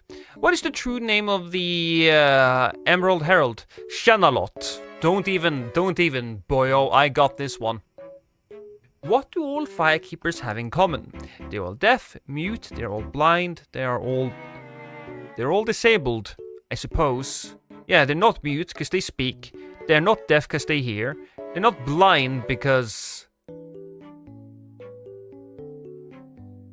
Well, Shanalot wasn't blind, but she was a dragon though. I feel better. All disabled. Correct. Which character braves the many perils of Lordran and survives despite being human and incapable of resurrection, and why?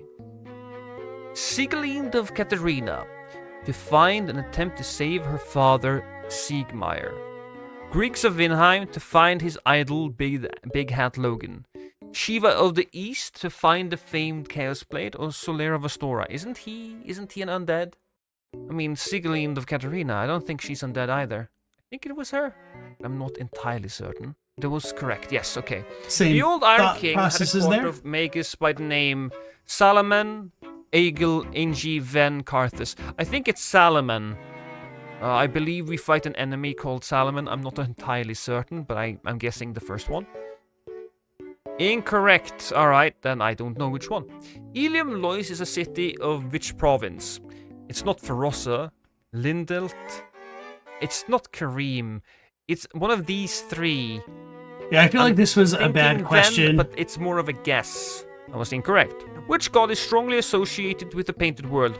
Velka, with all of the crows and shit. Engi was driven from the Great Swamp for what reason? Claiming that pyromancer Salomon was a fraud and attempting to kill him, creating heretical pyromancy, having been infected by the blight pus and fear of spreading the infection, practicing sorceries, I think creating heretical pyromancies. Yeah, I got that one. Name the three sisters of the Sable Church of Londor. It was Uria, Elfried, yeah, Elfried. I think it was Liliana. Lilith is just, no, I think this is the one. Correct! Got it down! With whom did Guinevere, Princess of Sunlight, depart Anolondo? The flame god Flan. He was her, buddy boy. Kieran, one of Gwyn's 4 knights, also belonged to which order? The Warrior Sunlight, the Way of the White, Princess Guard, the Lord Blades. Yeah, Lord Blade Kieran. That's the title of the person. So we know that. Big Hat Logan was a famed sorcerer from which academy? That's what I get from playing Hoodless. I didn't remember that must pop up on her head if you attack her. Vinheim School of Sorcery, I think? Which Eastern... Hey, we both got that one wrong. I thought that was kind of a trick question. I do kind of like double check some of the DS1 text. But yeah, at least I did think about it and I changed my answer, so I still got it wrong though. Warrior pledged servitude to the Old Iron King. That's Suralon. That's the boss that you fight. The demons were born of chaos due to which catastrophic event? Linking of the First Flame, and the Old Iron King abusing his power. The Witch of Icelith, she was the one doing the thing, right? Trying to create another one. The Dark Son Gwendolyn was different to the others of his family for what reason? He had the powers of moonlight. Yes, exactly. He had the power of moonlight, and so they raised him as a girl. You must select 3 answers from this question. What? Please choose 3.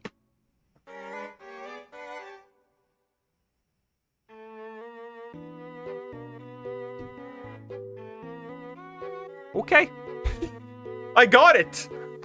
I did! That one, that's a hard one. What assaulted the land of Astora? It wasn't Calamite. The demons of chaos? The evil eye? I don't know what assaulted Astora. I don't even know what the evil eye is. I'll do demons. No, I don't do demons. Fuck it, I'll do demons. No. Archdrake sect originated from which region? Shulva, the Sanctum City? Don't think so. Ilium Lois, Barossa. Shrine of Amana, or Lanafir. Maybe it's the Sanctum City. Yeah, because this is where they talk about, you know, the Drakeblood Knights. Yeah, okay, yeah. Again, not the best of questions. Oh, yeah, Allfather Lloyd. Who brought about the runes of Ulasil? The inhabitants themselves, deceived by the primordial serpent Kath. Yeah, I bet that's the case. I'm fairly certain. None of the other people would do that. Lord Aldia was what to King Vendrick? I think it was his advisor. He's not wrong. Advisor, ally. I think advisor. Was it his brother? It was either his brother or his advisor. I think it's his advisor. It could have been both, quite frankly. Oh, it was his brother. The Witch of Islith had how many daughters? 7 or 6? I knew it! Yeah. It is said that Lothric was persuaded to forgo the linking of the first flame by a scholar. It was a trick question, and I just couldn't remember how many women were in the portrait. I thought it was originally 8, but there weren't enough. The answer 8 wasn't on there, so I probably should have just gone with 7. Oh well. Who was this scholar? Pontiff, his brother Lorien, Big at the Crystal Sage. Was it specifically the Pontiff? I'm guessing Pontiff. It can't be any of the other ones. So it's either the Pontiff or the Crystal Sage. It was the Pontiff. Yeah, and I picked Crystal Sage because, I mean, the archives are right there. The Crystal Sage is right in front of the boss fight, essentially. Because he's the mastermind. What are the names of the known Charge of Manus? Go Us, Nashandra, Alsana, Elena the Squalid Queen. Carla might be? Elena is the main queen. Oh, Nashandra's the main queen. Elena is in the DLC. Alsana is in the DLC. And Carla is kind of hinted at. So I want to see Nadalia as well. I just don't remember the last name of the... Because I think there's a Shard of Manus in each DLC, right? At least you fight the queen. Okay, I'll go with Nadalia as well. I don't know. Correct! I got him! I got him! From where did Pontiff Sullivan originate? It kind of came from the Painted World. Knight Artorius has brought a unique item with him to Ulasil to aid him against the dark sorcery of Manus.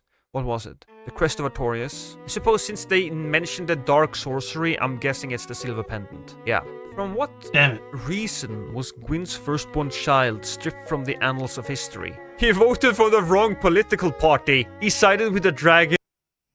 I don't remember. I guess he did take the pendant with him. I thought he found it down there. I don't know.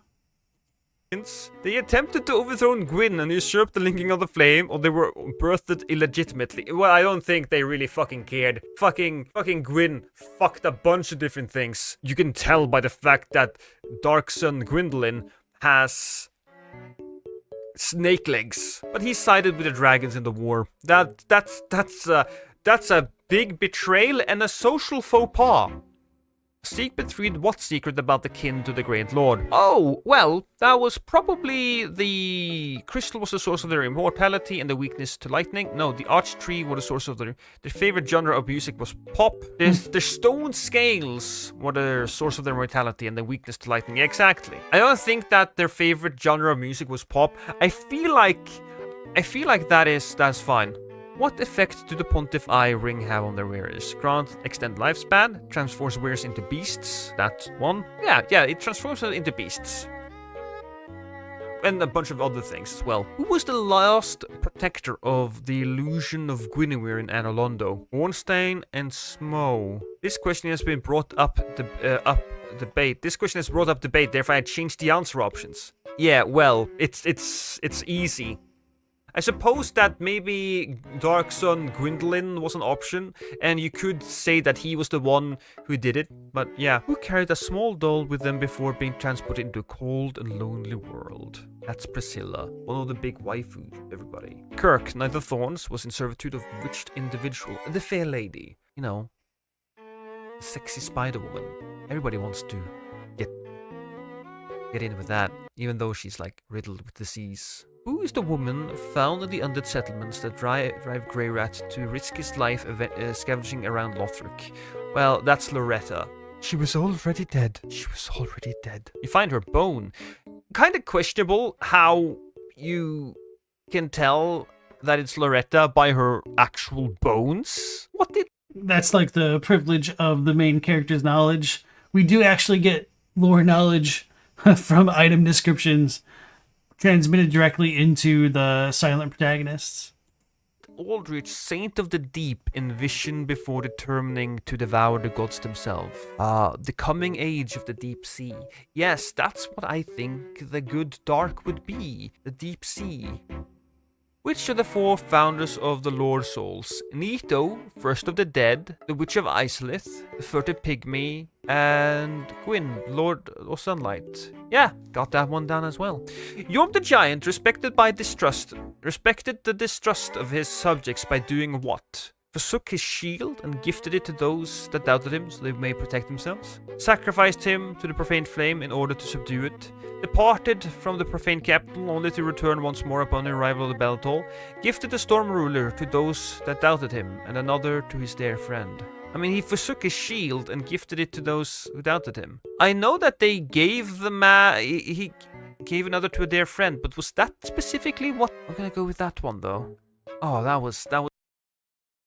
I realized that I misread that question, and that I thought it was the first flame, not the profane flame. Yep, that was a silly mistake on my part.